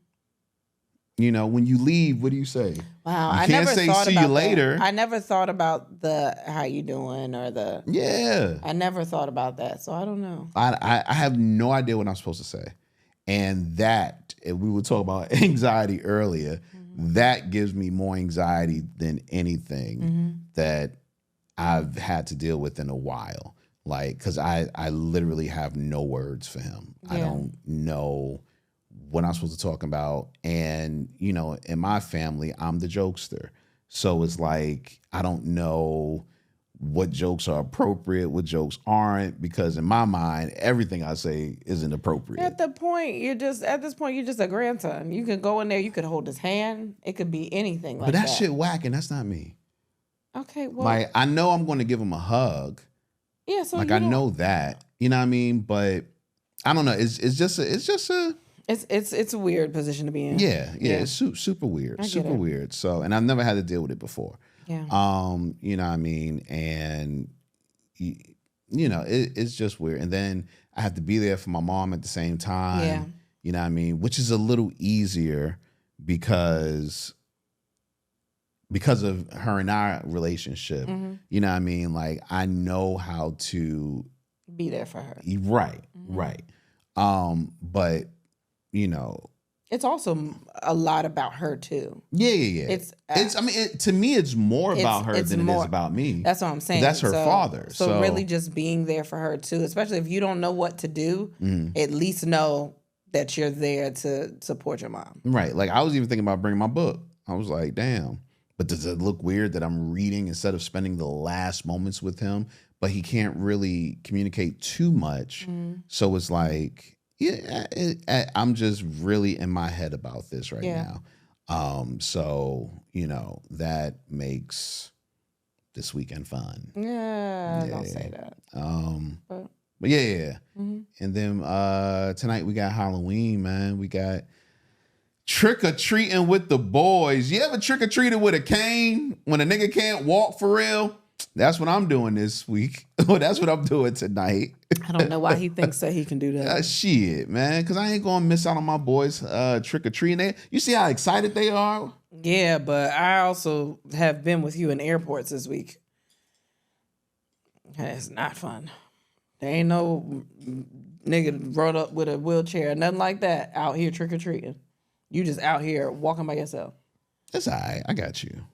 I think you could still make it fun. I mean, without doing all that. No. I mean, that's just me. Like, you can still have a good time without doing that. Well, that's you. You just being stubborn. But I want my boy. Like this year, unlike any other year, they fully understand the concept of Halloween. So, excuse me, it's super important to me that they get to do the things that they have heard about dealing with Halloween. That's why I'm like, I don't give a fuck if I'm on a cane. Like, we're going trick-or-treating. They're going to different doors. They're going to experience that. Because, it's easy.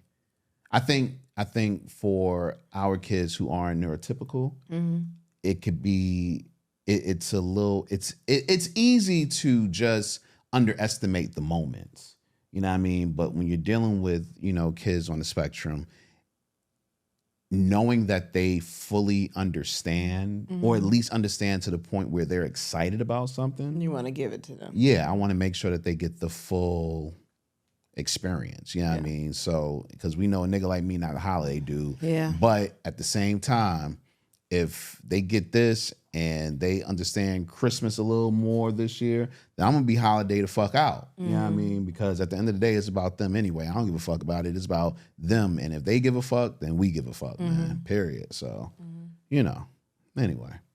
It's all right. A little rambling, but. No, it's okay. Let's go into some topics. Oh my God. First topic. Okay. All right. It's a good one to me. Okay. John Legend suggests sex on the first date with Chrissy Teigen helped their relationship. And they fucked on the first date? That's crazy. First date. First of all, I can't see John doing that. So not saying I can see Chrissy doing it, but I can't see John doing it. So that's where I'm at. My thing is, John seems like such a nice person, and this is just from our, what we see of him. Right. That maybe sex made her see him like, oh shit, he a little sexy. Right. You know what I mean? Or he got like maybe it felt like it was just... I don't know. I don't know. You know what it is? I started thinking, though, were there any clues? And I said, yeah, there were a couple. You got green light. Give me the green light. I'm ready to go right now. That's probably what inspired it. Yeah, you know what I mean? Yeah. Like, hey, that's one. Yeah, he probably did that after they were together, I think. He also got She Don't Have to Know. She Don't Have to Know. Which lets me know he fucking. He do be fucking. He be fucking. Multiple women. I mean, at the time. We're not talking about he not faithful. Now. Yeah, but at the time, he was fucking. He doing it. And you know a nigga that can play the keys. Every nigga I know that play the keys are hoes. Like when they really good at it. Let me shut up. I'm just saying. Let me shut up. Every dude I know that can play the piano well, they are well-trained hoes. Yep, they are. Like, it's something about tickling them ivory. They know how to tickle titties, too. They are Hey. Nothing. Let me shut up. They hoes. Wait, you though. talking off experience? Nah. I'm not talking about. I was just saying. I'm not I was talking off making a something blanket that I've statement. not something I have experienced, but we know. Never mind. Come on. Yeah, man. So, John Legend, when you really think about it, fits all of the description of a hoe. But with that being said, having sex on the first night with a person doesn't make you a hoe. Period. Point blank. Yeah, please say that, because I think people think that you do whatever the fuck you want to do on the first date. As a matter of fact, I think that, and I've said this before, I think that you should have sex on the first night because it will do two things. One, it will make the idea of, is this guy going to stay or go after I give him the butt, not even matter anymore, because you gave it to him and you didn't waste any time if he just ends up leaving after that. But two, when you have sex on the first night, you really showing who you are as a person. I just think you're comfortable with yourself. I think you just like, I mean, if I want to fuck, I'm fuck. But you're not hiding anything. If you feel that and you end up doing it, then they know enough about you. Hey, what Andre said? They know. You just know what you want. Oh my gosh. You just know what you want. Yeah, I mean, man. look, you do whatever you want on the first Hell date. yeah. Have sex on the first night. Oh my God, you love telling people to have sex. I'm telling you, man. Like, do it. Do whatever you want. We didn't have sex on the first night. We didn't. What was the first? What do you consider the first date? Yeah. We went to Kelly's Tavern. We did? Yeah, remember you didn't know what to wear? Oh, okay, yeah. That's right. We just talked. That's right. Yeah. You're right. So you're right. Do it or don't. Whatever works for you. But I mean, you also find out if they're gonna judge you or not if you're gonna do it on the first time, because maybe they into it, maybe they not. And you just know find out if you're compatible. Not do it that way. That first night sex is amazing because it tells you so much. Yeah, tells you so much. The decision itself, the act itself, all of those things contribute to the conversation. So go out there. If you're about to do your first date, make sure you have sex. Or don't do that. You don't have to do that. Good gracious. Yeah, man. Let's see. Oh yeah. Saw this one. This right here, you might not be feeling at all. Man. Pause for the cause. Get the hell out of the studio. Bye-bye. Bye. So we get for the taping during the day. Yeah, man. Woman says if a man asks his woman for a threesome, that means he don't want you no more. Let's hear this young lady. Okay. It was like threesomes are for slow women that don't realize that their man don't want them no more. And I fully agree. Because if your man respected you, he would not ask for another woman to come into your bedroom. First of all, if he doing that means he halfway out the door anyway. I'm not arguing with nobody because I've seen it time and time again. Men do not ask women that they value for threesomes. What did you want me to say on this? I just wanted you to say how you felt about that. I don't agree. But here's the thing. This is also the thing. I have realized that I have dated a different type of man, Okay. A lot you mean of, like a they're lot all of, different? A lot of the things that, a lot of these issues that we end up talking about on this podcast, I did not have to go through these things. Now, I've been cheated on, but those people also didn't ask. Like, I was in different stages in those relationships, but I haven't dealt with a lot of the things where people are like, all men are like this and all men do, like, I just haven't. So I don't know. So for her to just be so matter of fact and be like, that's what happens, don't do it. Like, I haven't been in that situation, so I can't really speak to it. Because I love a good it's a good time. I don't have a problem with it. You know what I mean? But I think it just depends on who you're dealing with. Because if the partner does not care, then I don't think it's a matter of, like, should you also question them if they willingly take it so easily? If you introduce that to them and they're like, sure, should you also be weary of them because or leery of them because they answered so quickly and they were okay with it? That is a good point. Because if they're going to be a willing participant in it, then I think that's a decision that these grown people have just made. Now, some people might make it just to please their partner because that's what their partner wants, but I don't think it's always about that. I think it's just the dynamic of your relationship. Yeah, because,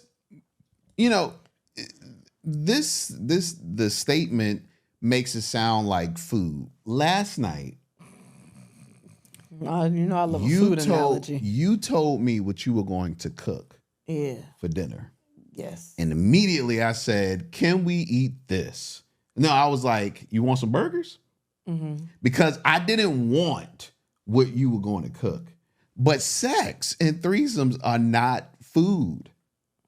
It doesn't work like that. Just because I'm asking you for something different in the bedroom doesn't mean I don't want what we currently have in the bedroom. It's all about building and exploring. Nope. Find a different way to explain What you mean? That didn't go at all to How me. you feel? What? Just because. Once again, you offered a meal yesterday. Yes. And immediately when I heard that, I knew I didn't want that. Therefore, I brought something else. So and I was now like, you're making it sound worse because you're saying that I offered food, sex, and you immediately said, I don't want that. I want something else. Right.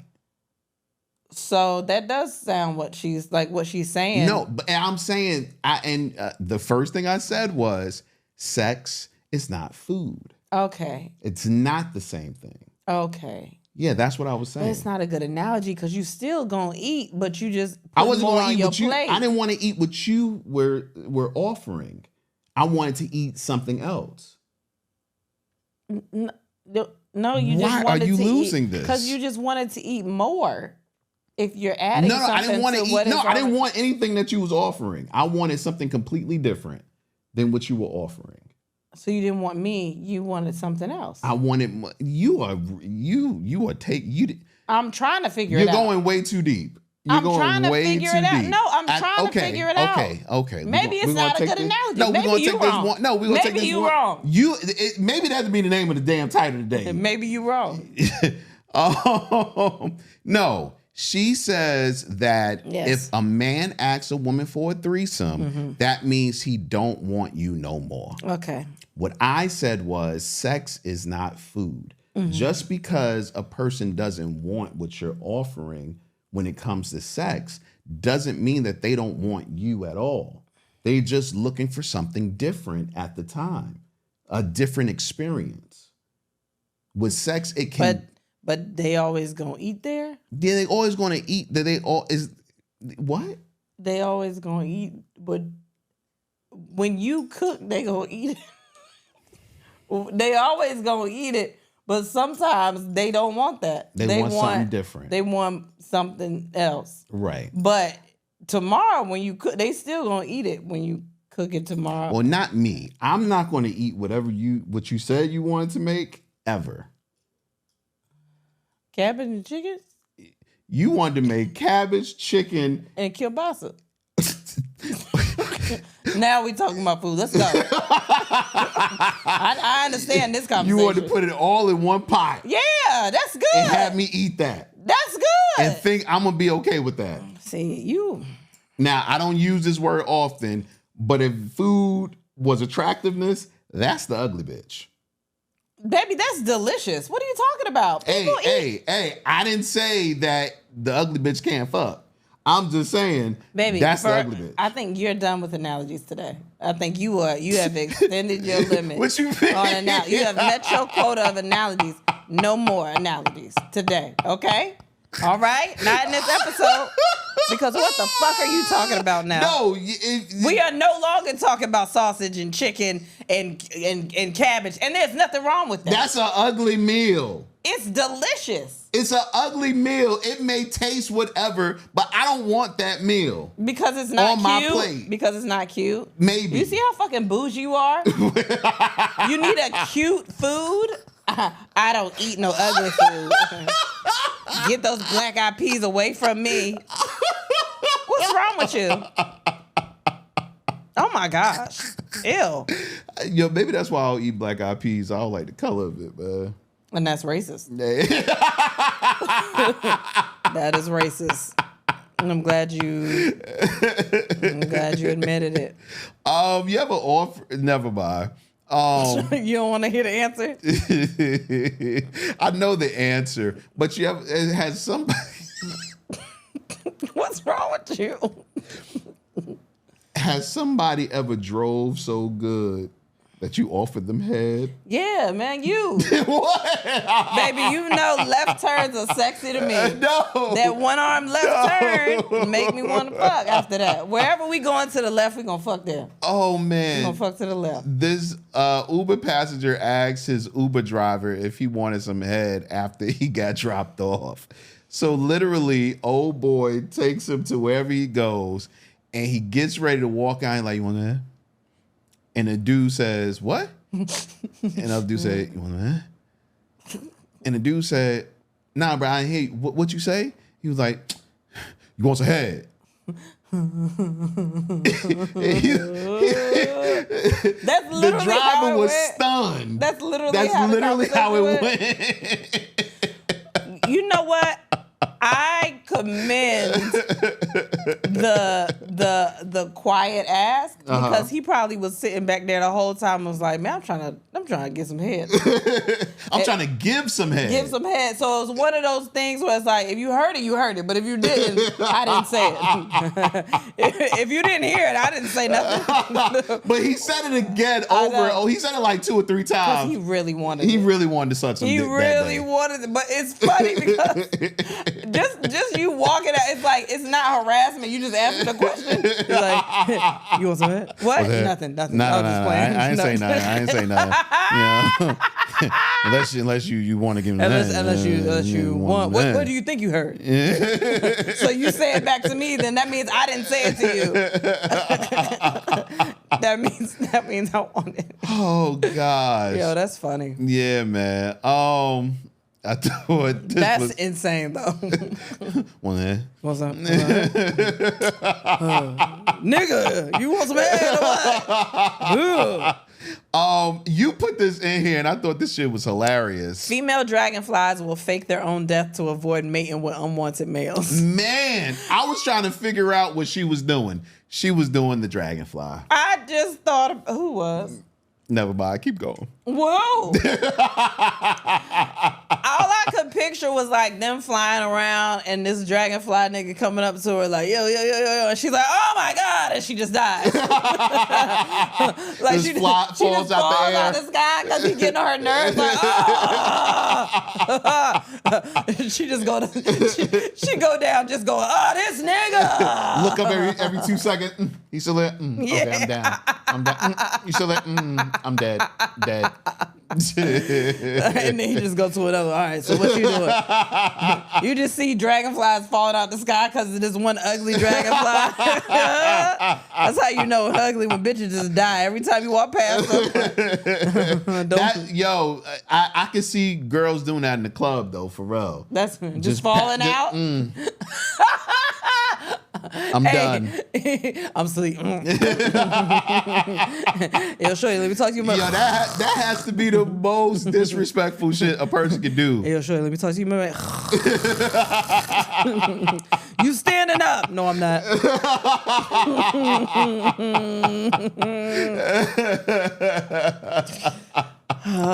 That's funny.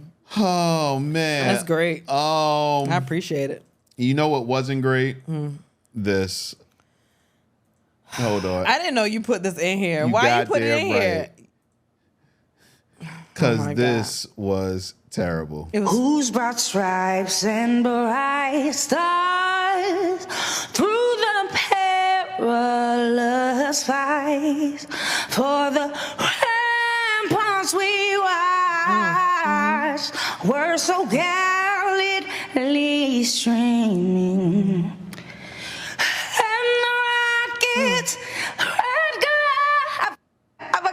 Can I go back? Can I go back, please? Bombs bursting, and then I got too nervous. Through the night, that our flag was still there. Whoa, say does that star spangled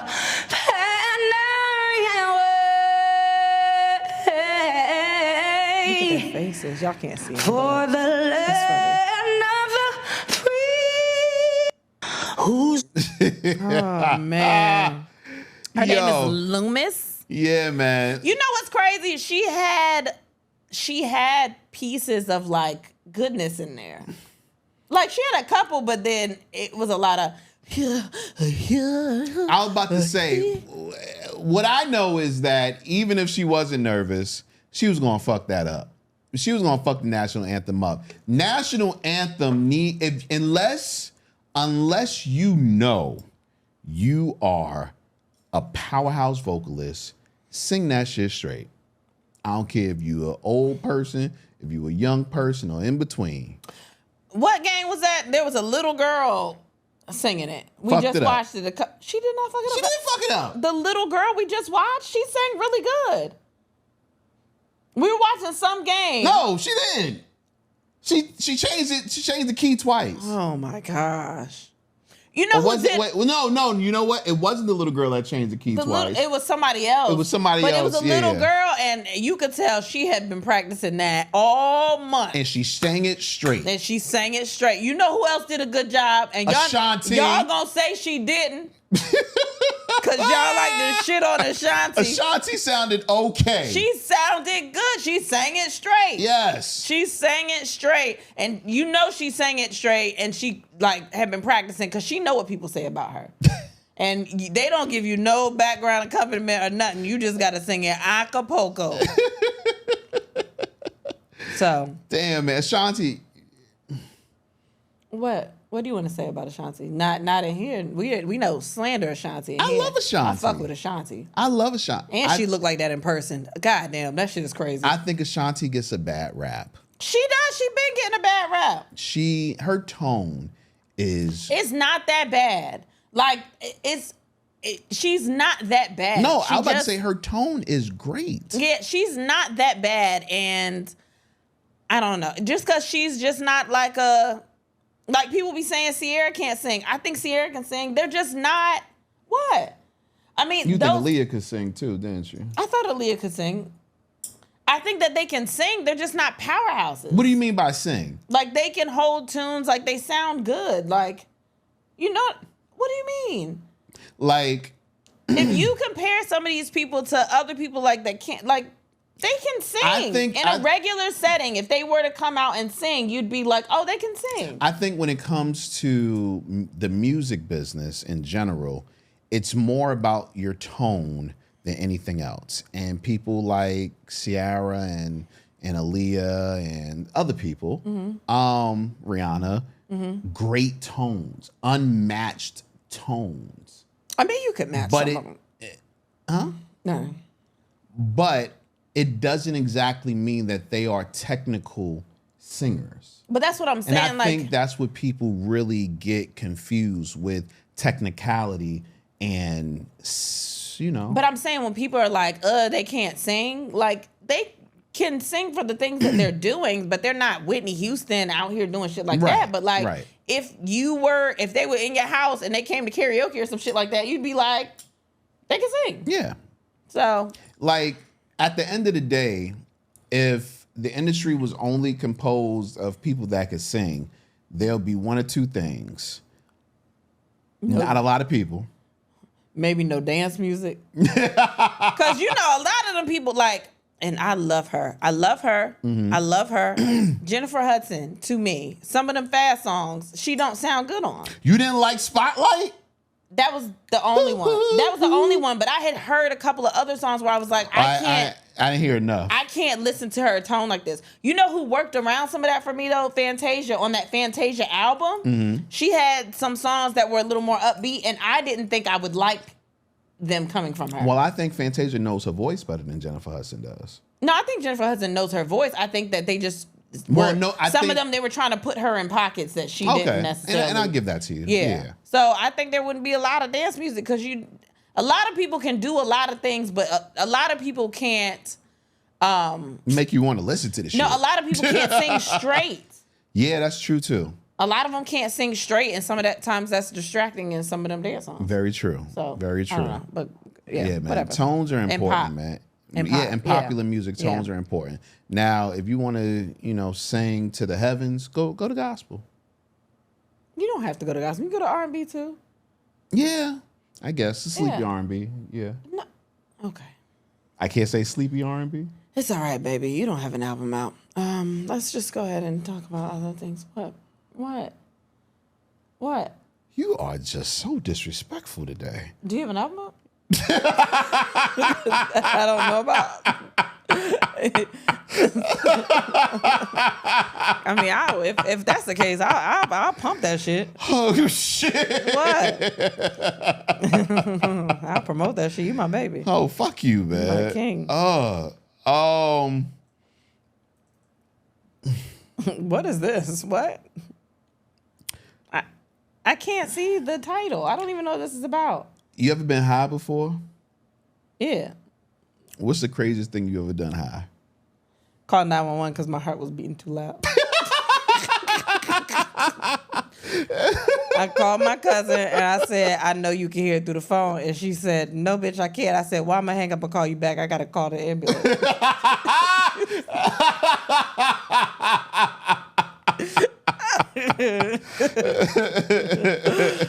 Oh, I think I might have put this in there. Never mind. Now I see the title of this. So a Dutch man was hospitalized after inserting 15 hard-boiled eggs in his rectum while under the influence of drugs. I have been high a lot in my life. Mm-hmm. I've never said, let's put something in my ass. I really never said, let's put 15 somethings in my ass. You know what? While high. You know, the crazy part about this is he had to boil those eggs. He had to take those eggs out, boil the water, wait for it to be boiled, cool off, and then had say, to cool them off. They had to cool, or maybe not. I don't know. Nah, you don't do that. You gonna burn your rectum off. Oh, well, you also don't put 15 in your butt. This is true. But he had to do all of those things and then still look at them and say, no, I'm still going to do it.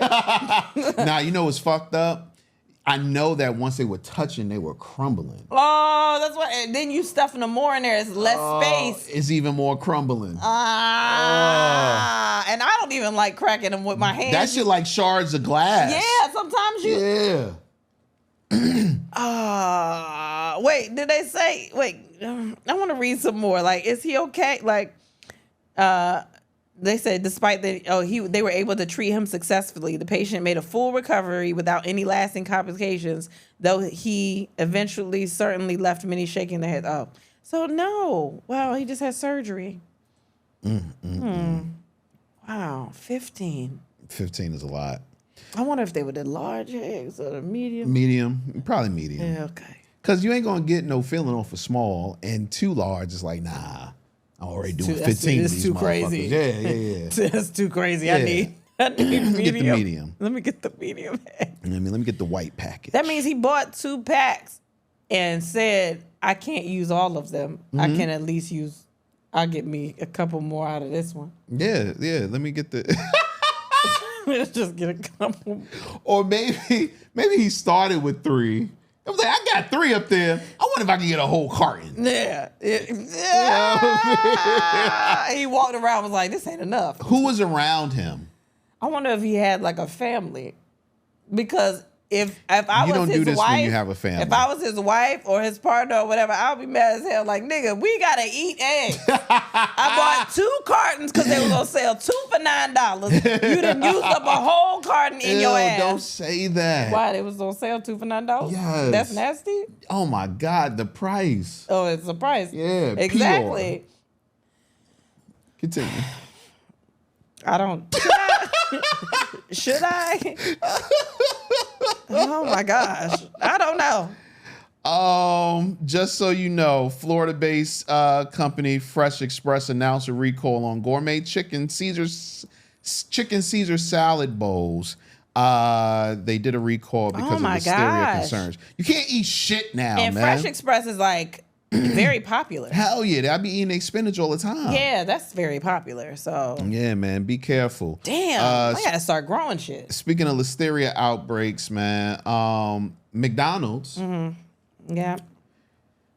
are now allowed to fix their own ice cream machines. I heard there was like a clause in that thing that said that they couldn't that no one other than them or other than the company that makes the ice cream machines, nobody could fix it. Nobody can fix them. And this law has been there. I think they've had the contract with the company since the 50s, and there's an actual law that prohibits tampering or something like that, tampering with the machines since the 80s. That's crazy. Yeah. So it's good thing. Well, y'all better have some McFlurries then. Yeah, Shit. man. Excited about that. Yeah, are you excited? I love ice cream from McDonald's when it's working. Let's go to Dairy Queen. What? That's where you get the shakes. Dairy Queen. I'm not a Dairy Queen. You don't person. like Blizzards? You're not a Blizzard person? Not at all. It's the same thing, but okay. Is it? Yes, as a McFlurry. Yeah, it's the same thing. Oh, okay. I never did a Dairy Queen, tell you the truth. I fuck with Dairy Queen. I Matter of went fact, I once. want one now that I'm Didn't we mentioning take the it. kids there one time? Yeah, I guess it was okay. I just be forgetting about it, but okay, don't nobody care about that. Yeah. Spirit passengers freaks out after spotting a rat. Running in cabin during flight. Yo. Nigga, listen. Yo. You know what? It's just not fair. To Spirit? It's not fair because I know there's no built-in rats in Spirit, but Spirit gets such a bad rap that now there's also a rat on the plane. That's not fair. That's not fair. Do better. But that's not fair. Do fucking better. It's just a cheaper airline. That does not mean that that's they not fair. take shortcuts. That's not fair, yo. That's not fair. Why couldn't it happen to Delta or somebody like that? It had to happen to Spirit. You know the fucked up part? I was reading this article the other night, this news article where they were basically saying how if Spirit goes away or when Spirit goes away, it's going to make a lot of people, even people that don't ride Spirit, sad because what Spirit does, usually when they take a route over, whatever the big four prices usually are, they end up having to drop their prices to compete with Spirit. So once there's no Spirit, They're gonna go sky high. yeah, exactly. Well, they've lasted a lot longer than, Then Spirit has been around since Spirit has been around, I want to say, since the 60s or 70s. It wasn't always called Spirit, though. It was like Good something Flights or Air. And then they changed their name. How do you know that? In like the 80s or 90s, they changed their name to Spirit. I be reading. I know. You read books. But too. Spirit has been around for a long time. You know, they were supposed to merge with JetBlue. That never went down. Yeah. So yeah. And they're looking bad as far as a company. And they might go under. And if they do, I guess we'll be driving everywhere because shit is expensive. Yeah, dude. shit is expensive already. Yeah, so. man. I thought this was so cool. I told you about this. You didn't give a fuck. So I figured I'd tell y'all. Netflix adds new Moments mobile feature that lets viewers share their favorite scenes. I don't understand. So basically on the mobile app, there's a thing called Moments, or there will be this thing called Moments that you can save, relive, and share your favorite Netflix scenes. And you can share these things on Instagram and Snapchat, Messenger, all that. Why are you not excited about that? I'm trying to find the reason to be excited. I think that's really cool. Like, for instance, you're watching a show and it's like, oh shit, that was hilarious. You can send that to me. Same way you be sending me all them goddamn TikToks and like, Well, check why this am I out, gonna baby. waste my time to cut that up and send it to you if you ain't gonna watch shit now? That's just giving one more thing that you're not gonna pay attention to. I'm not doing that shit. That's why I don't give a fuck about it. Oh gosh. What are we watching, man? I started watching The Lincoln Lawyer, which has been out. It's on like season 3 right now, and that's when I started to watch shows because I'm like, oh, they like it, so it's gonna get a couple more seasons, and I'll have more time to watch it.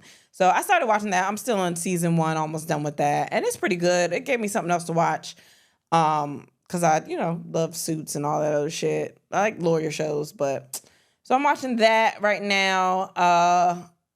Love is Blind, and I'm watching Take over your mind. Love is Blind reunion came on. It was messy. First of all, it was messy as I expected it to be. I guess it just came on yesterday, so like spoiler alert. My bad if you are just now seeing it. Just came out last night. But I knew that the couples were all still together. The 2 couples out of all those people, there were only 2 couples that got married. I knew they were all still together, and I knew exactly what was going to happen with Ashley and Tyler. I knew that Ashley already knew about all the shit that everybody was finding out because they've already been married for a year. When everybody was like, she got blindsided, she da-da-da-da, like, of course she knew this. Like, all this stuff don't just take place on camera, just like with our show. Like, when people think that the only thing that we go through or things that we discuss all day is the couple of minutes that they see during the day, like, you have 24 hours in a day. You got 365 days in a year. These people have been through all of this. She said she was in the comments, like, with all these people defending her man, and that's exactly what I thought was going to happen. She knew about all this stuff. He was, like, he started crying just because of how much she stood by him. And apparently before it aired on the show, when he told her about these kids, they had already discussed it. And he didn't want to discuss it at all on the show, but she said the experience wouldn't have been authentic if they didn't at least bring it up. So what we saw on camera when he brought it up to her was after they had already discussed it. So he said, just bringing up that these kids, she said you could even see him stuttering a little bit when she said, do they know who you are or what you look like? And he was like, I don't know. But she already knew that they did. Like, they had already had that discussion. So I guess we just got to remember, people got to remember TV is TV. Like, they edit stuff to a certain way so it's entertaining. But, like, at the end of the day, these people are together. Like, they have had all these conversations. And she probably knows more than these people on the internet that are getting their information from hearsay or from looking up government records, because apparently now the baby's birth certificates and shit are online. Like, it's just getting insane. So, all that was exactly what I thought it was. She already knew. It does not matter. And you can say that you wouldn't be the one to do it, but you're also not in that situation. You don't know these people. You don't know what people can take and what people can't take. And apparently she was willing to stick beside him. So that was the main thing for me. Hannah was trying to apologize, quote unquote, to Nick, and she was still being a bitch about it. They all ganged up on Nick, everybody together. Like, it was like it was a lot of back and forth. Like, what else? I'm trying to think of what else was important. Steven was there and he wanted it to be about him, it seemed like. But I kind of believed him because he said, I guess the person that he got caught texting or whatever, the reason that him and the girl broke up, that he'd never talked to her before because he said it was someone on Instagram that he'd known for years. And they got to talking about fetishes. And he said he hasn't talked to them since that day. And she mentioned to him, like, what do you mean you haven't talked to her? Like, that was a long list of conversations. Like, you had been talking to her for years. And I understood that because there are people on social media that I do not know personally, I've never met in real life, that I have commented on stuff for years or shared random discussions with for years, and you don't talk to them. You know what I mean? Mm-hmm. Like, you talk to them every now and then. So the thread is going to look long. But they were trying to figure out, like, She was like, that doesn't make any sense. I know you know this person. He was like, I've never met them in my life. Like, not in real life. I believe that. That makes sense to me. I know it don't make sense to everybody, but that makes sense. I just met a friend of mine that, or whatever, that I had known for like 20 years online. Had never met them in person. And he came to one of our shows. And that's how I met him. Like, that happens. So yeah, what else? Marissa's mom was up there looking like she wanted to beat Ramsey's ass. But she said she thanked him for cutting off their engagement because she said her daughter would have carried the relationship, and she might have. But I don't think people should be on Ramses the way that they are because he decided not to marry this girl. Like, you come to the show to decide if you're going to marry them or if you're not going to marry him, and something is going to happen. Something could potentially happen where you can decide maybe 30 days or whatever amount of time is not enough to get to know someone to marry them. I don't see any fault in that. I don't feel like he was being disrespectful for this girl. He didn't call her out. He didn't bash her. He just said that her energy was too much for him. And maybe that's right. Maybe it is. Maybe she will find someone that will appreciate her for who she is. And it didn't work out. It would have been unfair to stay with somebody and you would have been like regretting it the whole time or just looking at them like, I can't do this. And just been there just for looks, shits and giggles, like whatever. So I think that's what I took from it for the most part. But it was messy. And I think the next city is like Minneapolis or something, comes on in February. But yeah, so that's what I got from the reunion. I'm pretty sure. Yeah, sorry. So I know you was tired, but I have to get it out. People we talk about it. Yeah, man. I am not bougie. Probably. I'm not. I think so. But go ahead. No, go ahead. Do your thing. And I feel like as a black man, I should support black people and the things that they create. Drink some more of this energy drink. I know what you're talking about. But I'm not going to lie. When I hear of a new Tyler Perry project, I'm not running to go watch. But something told me to turn on his newest project on Netflix. Beauty in Black. Beauty in Black. And while normally this is not something that I would be into, You're now invested. That shit has me super invested. He is. I knew you were invested because you turned it on last night when we went to bed. And it feels like you know what it is? See, with Kristen, I can't watch the shows that I want to watch while she's awake in bed. Because you want to watch Murder, Death, Kill. And I can't watch that before I go to sleep. Right. And so I need to find other shows that help me to get tired, but at the same time keeps my interest enough. And boy, that Beauty in Black. You got me wrapped up in this shit too. I joke my daddy about watching House of Pain all the time.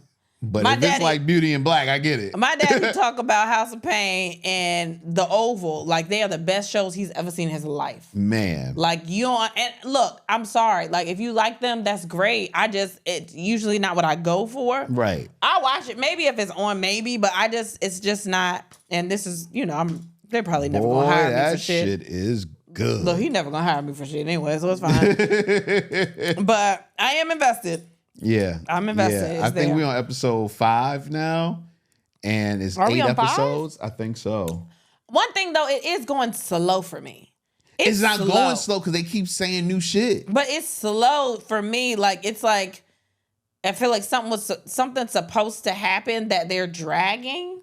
And that is what that's what has my interest, because and usually I hate stuff that drags, but this doesn't, for me, it doesn't feel like it's dragging. It just feels like they're just unraveling different things and different characters as like once every episode or once every 2 episodes, there are new people, involved in this. Now, for the most part, I kind of figured it out from the first episode, but still, It's interesting to watch this play out. And let me tell you one thing. You know who gonna keep a job? Debbie Morgan. She gonna keep a job. She said motherfucker so many times. It was gratuitous. She gonna keep listen, she gonna keep a job. Her and them beautiful dimples of hers, she gonna be in a Tyler Perry play. You know, I used to have a crush on her back in the day. She's gorgeous. She's still gorgeous. Nah, but I used to have a crush on her. You like during Eve's Bayou? No. Oh, you didn't watch Eve's Bayou? I forgot. No, she was in One Life to Live, Yeah. maybe? One of them soaps. One of them. Yeah. General I Hospital. feel like it was General Hospital. It might have been General Hospital. Maybe. Something like that. I think it was an ABC show, though. Okay. And I thought she was just the prettiest woman. She's still gorgeous. From like back in the 80s. So like I remember her as a young child, seeing her like, it was because she has a different look to her. She's not like your classic beauty. I think she's gorgeous. She I've always thought she's gorgeous. though, but she doesn't look like everyone else. You know what I'm saying? Like, and I always found that intriguing about her. So just to see her now still looking good, Nah, she man. gonna keep a job though. I know that's right. Speaking of still looking good, god damn, no disrespect to my man Dwayne Wade. Gabrielle Union. Gabrielle Union. Oh my god. 52, and she posted all these, and she looked like she could be in Bring It On right now. Yo, like, Right now. I was growing up, like I don't even say growing up. Back in the day, I wasn't like super attracted to Gabrielle Union. Really? Yeah, she wasn't my cup of tea. But it seems like the older she gets, the more like gorgeous she is. She's always been gorgeous. She literally looks the exact same. She's always been gorgeous, but it's like she just keeps getting better. She looks the exact same. It's insane. She's so pretty. Oh my gosh. Man, I've always thought she was so pretty. Her and Nia Long, man. Yeah. I mean, it's a Just couple the of them that's older out they here. get, it's just like what is that? What is that? Yo, like, what is it? What Like, is I find myself saying, please let my wife be the same way. Let her get older and just more attractive. It's a lot of pressure. It is, but It's a lot of pressure. you can do it. I'm believe in scared. you. I don't know, man. I believe it. You got a good facial register. I got a big jaw. Stop looking at it. I got a big jaw. It's not big. It's just shaped. It's chiseled. I got a big jaw, man. I'll try, but Like you chew a lot. I do. And I do. And I do. I do. I love to chew. I love to chew. Oh man. Is there anything else? Did we watch? I feel like I watched other things. I watched Aaron Hernandez, but I've been telling y'all about Yeah. it. I think it's close to the end. They're finally at where he be killing people. Well, no, he killed people earlier, but he really killed this guy. He really killed him. Yeah, so this I think is probably I can only see them getting another 2 episodes out, maybe 3 episodes. Still watching Abbott, of course. Yeah, Abbott's still funny. Last night. Still watching The Voice. We're still watching one The Voice. episode behind. So we can't come up here and like update y'all on how well our Yeah. teams are doing. Yeah. So I haven't even looked at my team. I haven't either because I want to get through this episode that we missed, and Yeah. then I'll recalculate. Well, we'll do that tonight. Yeah. Maybe. I got shit to do, man. Okay. Yeah. So Oh, yeah. It's fucking Halloween. I was trying to remember what the shit was. yeah. Yeah, it's Halloween, Yeah. man. Yeah. But yeah, so that's that, I guess. What? I'm saying I can't think of what else I've watched. I thought I did. I want to watch Tom Papa. Papa, I think it's Papa. I forgot. I always forget. But I think he's so funny, and he just had a special come out. Somebody else just released a special. I want to see Martha. Oh, I want to watch Martha too. I want to watch Martha. I think Gary Owen just put one on YouTube. It's a couple of things that I want. I've been wanting to watch more stand up lately, so I'm trying to find. We just watched Hassan like not that long ago. So Yeah, we talked about that. yeah, I'm trying to get back into the stand. Oh, I'm sorry. We never talked about Tony Hinchcliffe. I just want to say this one thing. It's Okay. not. It's okay, not. Go ahead. I hate you. Why you do that? This one comic that I know said it very said it probably in the best way that I've seen someone describe everything. So y'all know about Tony Hinchcliffe, the comic from Kill Tony, got on at the Trump rally and made all these jokes about Latinos, everybody, black, everybody, Jews, Jewish, whatever, everybody. And I was gonna read her thing. It's a little long, but the sum of it is basically like, and I've seen a couple of different comics say this, and this is how I feel about it. Comedy is, at the end of the day, supposed to make you funny. I mean, supposed to be funny. Like, you're supposed to be able to incite some like type of thought, but it's supposed to be funny at the end of the day. It's not. Some of these things are just not funny. They're like TED Talk. Like, you're just saying things, and if people don't like it, you think they're automatically just not into humor. And I don't understand why people don't get that. Like, it's supposed to be funny at the end of the day. It wasn't even a good joke. And apparently this is like a regular joke he does. This wasn't even just for the rally. Mm-hmm. It was like a regular joke. She said, wait, I thought you said what I'm just going to read a little bit. She said she was, I'm trying to get this out. I'm sorry. I'm so tired of these supposedly edgy comics doing hacky and unfunny material that in this case is borderline dangerous because of the setting and in whom it supports. And then when anyone with common sense can see the issues, we're told that it's just a joke and we need to laugh along, or worse, that we're in some type of fraternity of comedians and therefore are violating the codes of our job by pointing out exactly what it is. Saying some recycled racist trash someone's uncle said in the 40s on a platform to support someone is not the edgy George Carlin take we think it is. I'm tired of audiences being goaded into feeling like they have to laugh at something they're genuinely repulsed by, or else they're too sensitive. Getting a laugh because people are afraid to look offended is as disingenuous as getting a laugh because people are afraid to look bigoted. Comedians, do your art. Don't waste energy defending someone's right to make a mockery of it while cashing checks from a corrupt person.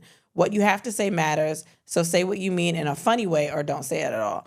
I saw that, and then I saw, that was Jasmine Ellis, and then I saw Nico White say something about it. It's just like, people are just saying sentences and calling them jokes, and that's not what it is. So, I don't know. That was something little. It doesn't matter who you're voting for. I mean, it does. But this is more about just like a lot of comedians that are just saying edgy shit to get reactions and to almost feel like they're better than other people because they get the joke and they don't understand why other people don't get the joke, which I think is fucking stupid. And I don't know what's happening to his career right now. I'm actually very curious to see what happened after doing that. And Joe Rogan came out and said he told him not to do that joke. Yeah. I know you don't, it's not a lot to say, but it's, I don't know. It's been on my timeline all week because I'm a comic and a lot of my friends are comics. So it's just been comedians going back and forth about how we're supposed to feel about this and da-da-da. But like, comedy is just in a weird fucking place where it's almost scary to do stand-up. Like, not scary to do stand-up, but it's almost like, I don't know. I don't know. I have a lot of thoughts, and you know, my brain is just all over the place. Well, that's what we got a Patreon for. Yeah, so I'm probably gonna do a deep dive on Patreon because I want to talk about it a little bit more, just the state of comedy in general. But like, y'all also go vote on Tuesday. Yeah, man. By the time you hear another episode, we'll have a new president-elect. So that's fun. Is it? Just vote. God damn it.